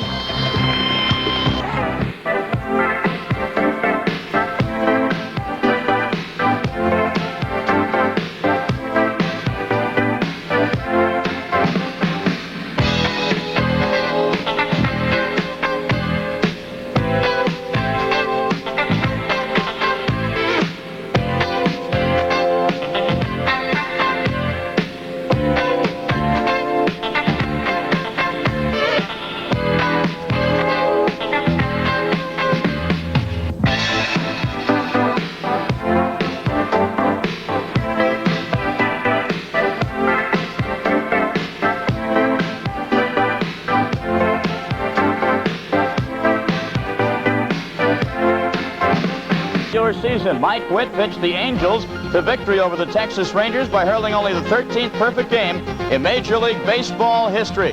Mike Witt and the Angels, one of the big stories on the Sunday Sports Doings. Hi, everyone. I'm Tom Mees with Roger Twibell. And Roger, you'll be back with a whole recount of Mike play the second quarter to take a 7-6 lead. Lucky baseball fans in Arlington, Texas on Sunday afternoon because they witnessed Mike Witt's perfect game, just the 13th perfect game in Major League Baseball history. The 6'7" right-hander allowed only 4 balls to be hit out of the infield, and there was not an above-average play made during the day. 1-0 the final score. Witt becomes the first pitcher since Len Barker in 1981 to pitch a perfect game, and let's see how it went. Bottom of the 8th, Angels lead 1-0. Witt was perfect through 7 2/3, and he fans George Wright looking for his 9th strikeout there. Now, bottom of the 9th, Witt will fan his first batter, Tommy Dunbar, his 10th K, now 1 out. Next up is Bobby Jones. And Jones grounds out to second baseman Rob Wilfong. Short hopped it, got it to Grich at first, 2 outs. Texas last hope is Marv Foley, and he hits a ground ball to second. The Angels mob Witt after his perfect game, and he was surprised as anybody over his accomplishment on the last day of this baseball season. Well, all I was going for today was 15. I wanted that really bad, but as the game went on, I knew I had a no-hitter. I didn't know about the perfect game till later, but that's a great feeling. I really don't know what to say right now. It's so soon afterwards. Maybe tomorrow it'll sink in or something. What about the 9th inning? How'd you feel going out there? Felt as nervous as my first big league game. Throwing that first pitch and getting that strike on him was just a big release right there, and then I just went on and get 3 guys out. It wasn't that easy, but that's what I did. Well, I guess that'll bring Mike Witt back for another season, right? There you see what he did. 15-11 on the year, 246 innings pitched, 196 strikeouts. Mike Witt, a 3.47 earned run average. By the way, he went to 3 balls on just 1 batter. He threw just 94 pitches during this game. It was the 3rd no-hitter of the year. Morrison Palmer also with no-hitters. And so congratulations to, boy, big right-hander. Had a good fastball and a curveball working for him. A no-hitter for the California Angel right-hander Mike Witt. Roger, I've heard of a salary drive, but that's ridiculous. Pitching a perfect game on the last day of the season. Congratulations again to Mike Witt. Meanwhile, the American League Eastern Division champion Detroit Tigers wrapped up their season. A meaningless game for them, but not meaningless for a couple of members of the New York Yankees at Yankee Stadium. Don Mattingly and Dave Winfield battling it out for the American League batting championship. Last at bat for Mattingly, he's already gone 3 for 4, but if he makes it out and if Winfield winning on deck can get a hit, then Winfield would win the batting crown. Bottom of the 8th, Willie Hernandez on the mound. He's no chump out there. Mattingly strokes a bad hop single to right past Scotty Earl to go 4 for 5, sealing the batting title, finishing the year 343. The fans give him a standing ovation. Then Dave Winfield comes to the plate. Now, isn't this ironic? Winfield grounds into a 5-4 fielder's choice, erasing Mattingly. Winfield is on first with the fielder's choice. He ends up at 340. Not bad either. Taking a curtain call, Mattingly comes out to shake Winfield's hand, and Winfield does the gentlemanly thing. He says to Yogi, "Hey, Yo, put in a pinch runner. I want to make an exit here with my buddy Don Mattingly, and let us both go out and tip our caps to the crowd. The 30,000 fans had to have goosebumps on this day because Yankee Stadium's so full of tradition anyway, and two great ball players there. Mattingly, the American League batting champion, 343, 4 for 5 on the last day. Winfield, runner-up at 340. Detroit moves on to Kansas City Tuesday, meanwhile, for the playoffs, so they weren't too sad either. More baseball news, and it has to do to the final at-bats facing Detroit Tiger relief ace Willie Hernandez. And it was Mattingly leading off the inning by going to the right side off this 1-1 pitch, and it goes off the glove of Scott Earl. Base hit, that was it, clinching the title for Don Mattingly. 4 for 5, what a clutch performance. Winfield went 1 for 4. After the game, Mattingly addressed the prospect of next year. I'm basically going to come back next year and try to improve, try to get better, and try to do anything I can to help this ball club be a winner next year. Negotiate a better contract? Do I what? Negotiate a better contract? Well, I hope so. I feel like I deserve a little more money. Yes, he does. Don was one of the bargains of the season, and the Yankees incidentally concluded by knocking off the Tigers 9-2. The other big moment yesterday on the final day of the regular season in Arlington, Texas, Mike Witt of the Angels throwing that 1-0 perfect game against the Texas Rangers. 13th in Major League history, first 9-inning perfection since Len Barker in '81. Witt struck out 10, a string of zeros. Here's how it concluded. Bouncing ball to second. He's got to do it. A perfect game. Mike Witt. Mike Witt pitches a perfect game for California. So Mike Witt with the perfect game yesterday. The Mets finishing up yesterday in Montreal, finishing at 90-72 by losing to the Expos 5-4 despite 2 home runs off the bat of Darryl Strawberry right here in the second, number 25 in the season, and Darryl did it again in the 4th inning. This number 26 finished with 97 RBIs in what is considered a disappointing season, but a reminder of what could have been had Darryl not gone into that August fade. Yesterday, a downer for both the Jets and the Giants. Jets looking to make it 4-1, have dropped to 3-2, beaten by the Patriots 28-21. Again, that Jet defense was picked apart, and the Patriots did a job on Mark Gastineau by virtue of double and triple teaming Gastineau, who was held in check. No sacks for Mark, and a key injury suffered early in the game, and this hurt linebacker Lance Mel sidelined with a sprained ankle. He'll be out 2 to 4 weeks. Still, the Jets able to hang in as Pat Ryan had another good one. Again, he hooked up with Wesley Walker. 2 touchdowns thrown by Ryan.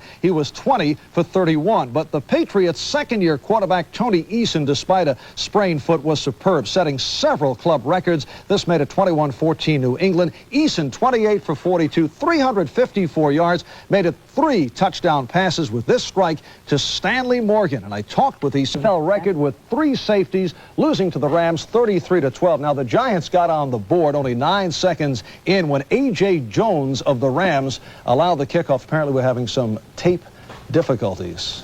Are we going to recover it? Here it is, A.J. Jones. All right, allowing the kickoff to bounce, uncovered in the end zone. A no-no, Phil McConkey covering it up for a Giant touchdown. This was a gift, but the Giants returned the favor. It was L.A.'s Henry Ellard on a punt return, sweeping the distance, 83 yards. He whips by punter Dave Jennings, who had a shot. This gave the Rams a 14-6 lead, and a rough one for Jennings, who did not have the protection. This one of the 2 Jennings punts blocked for safeties, both in the same quarter. And Phil Simms, who faced pressure throughout, was tackled in the end zone for this safety. The ruling Simms was within the grasp, which he disagreed with.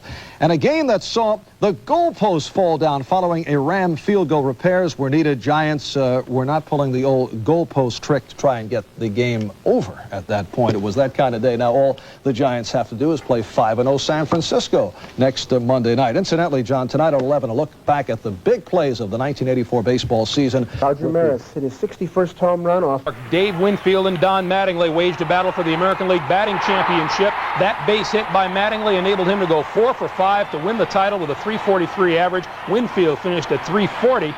Both players walked off the field together after shaking hands, tipped their caps to the crowd in New York, and afterward, Don Mattingly remained a humble winner. Somebody asked me about, the names of DiMaggio and Mantle and names like that. I don't even want to put myself in the same category. They did so many things over a long period of time, and I did it in 1 year or 1.5 years. And if I did something like this over a period of 10 years or 12 years, then I've got something to say. But right now, I feel like I don't belong on. I don't want to mention my name in the same category.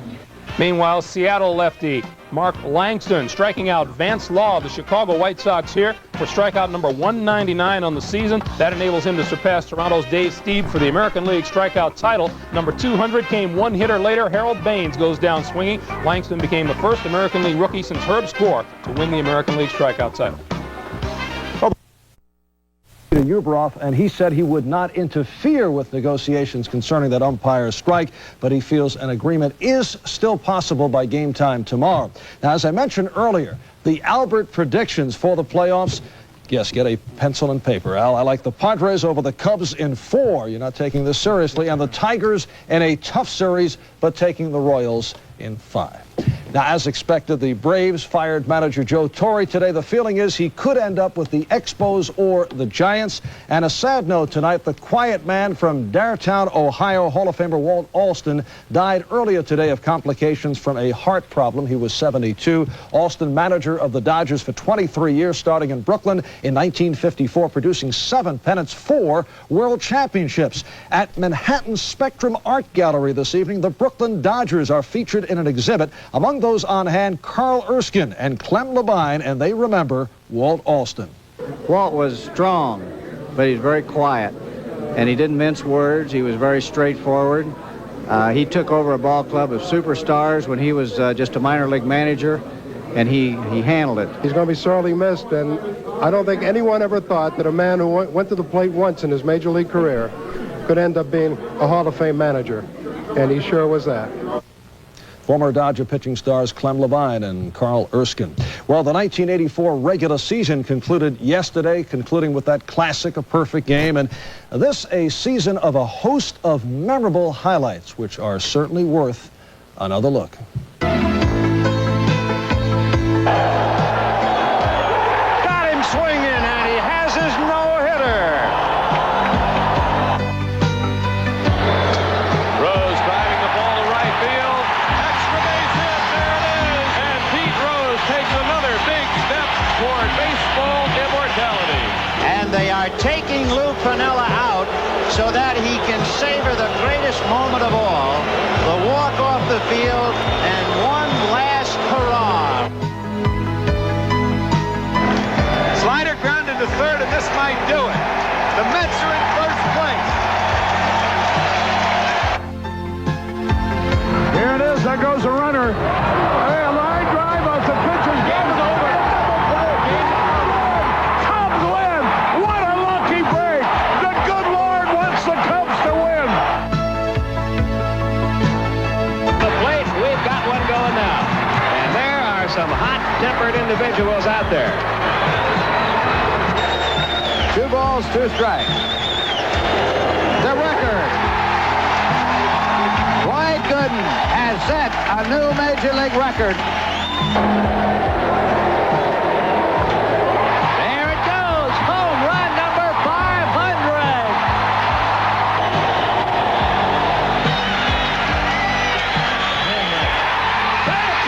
Cubs are the champion. The Cubs are the champion. The Cubs win. That will be off the run of the second base. And Winfield takes his hand. Nice one, buddy. 2 balls a strike. Bouncing ball to second. He's going to do it. A perfect game. Mike Witt. Mike Witt pitches a perfect game. So some pulsating moments this past baseball season. It was a terrific year. Monday Night Football, they're in the third. Pittsburgh leads Cincinnati by the score of 24-10. That's the day in sports. Back to Chuck and Anna. Very nice.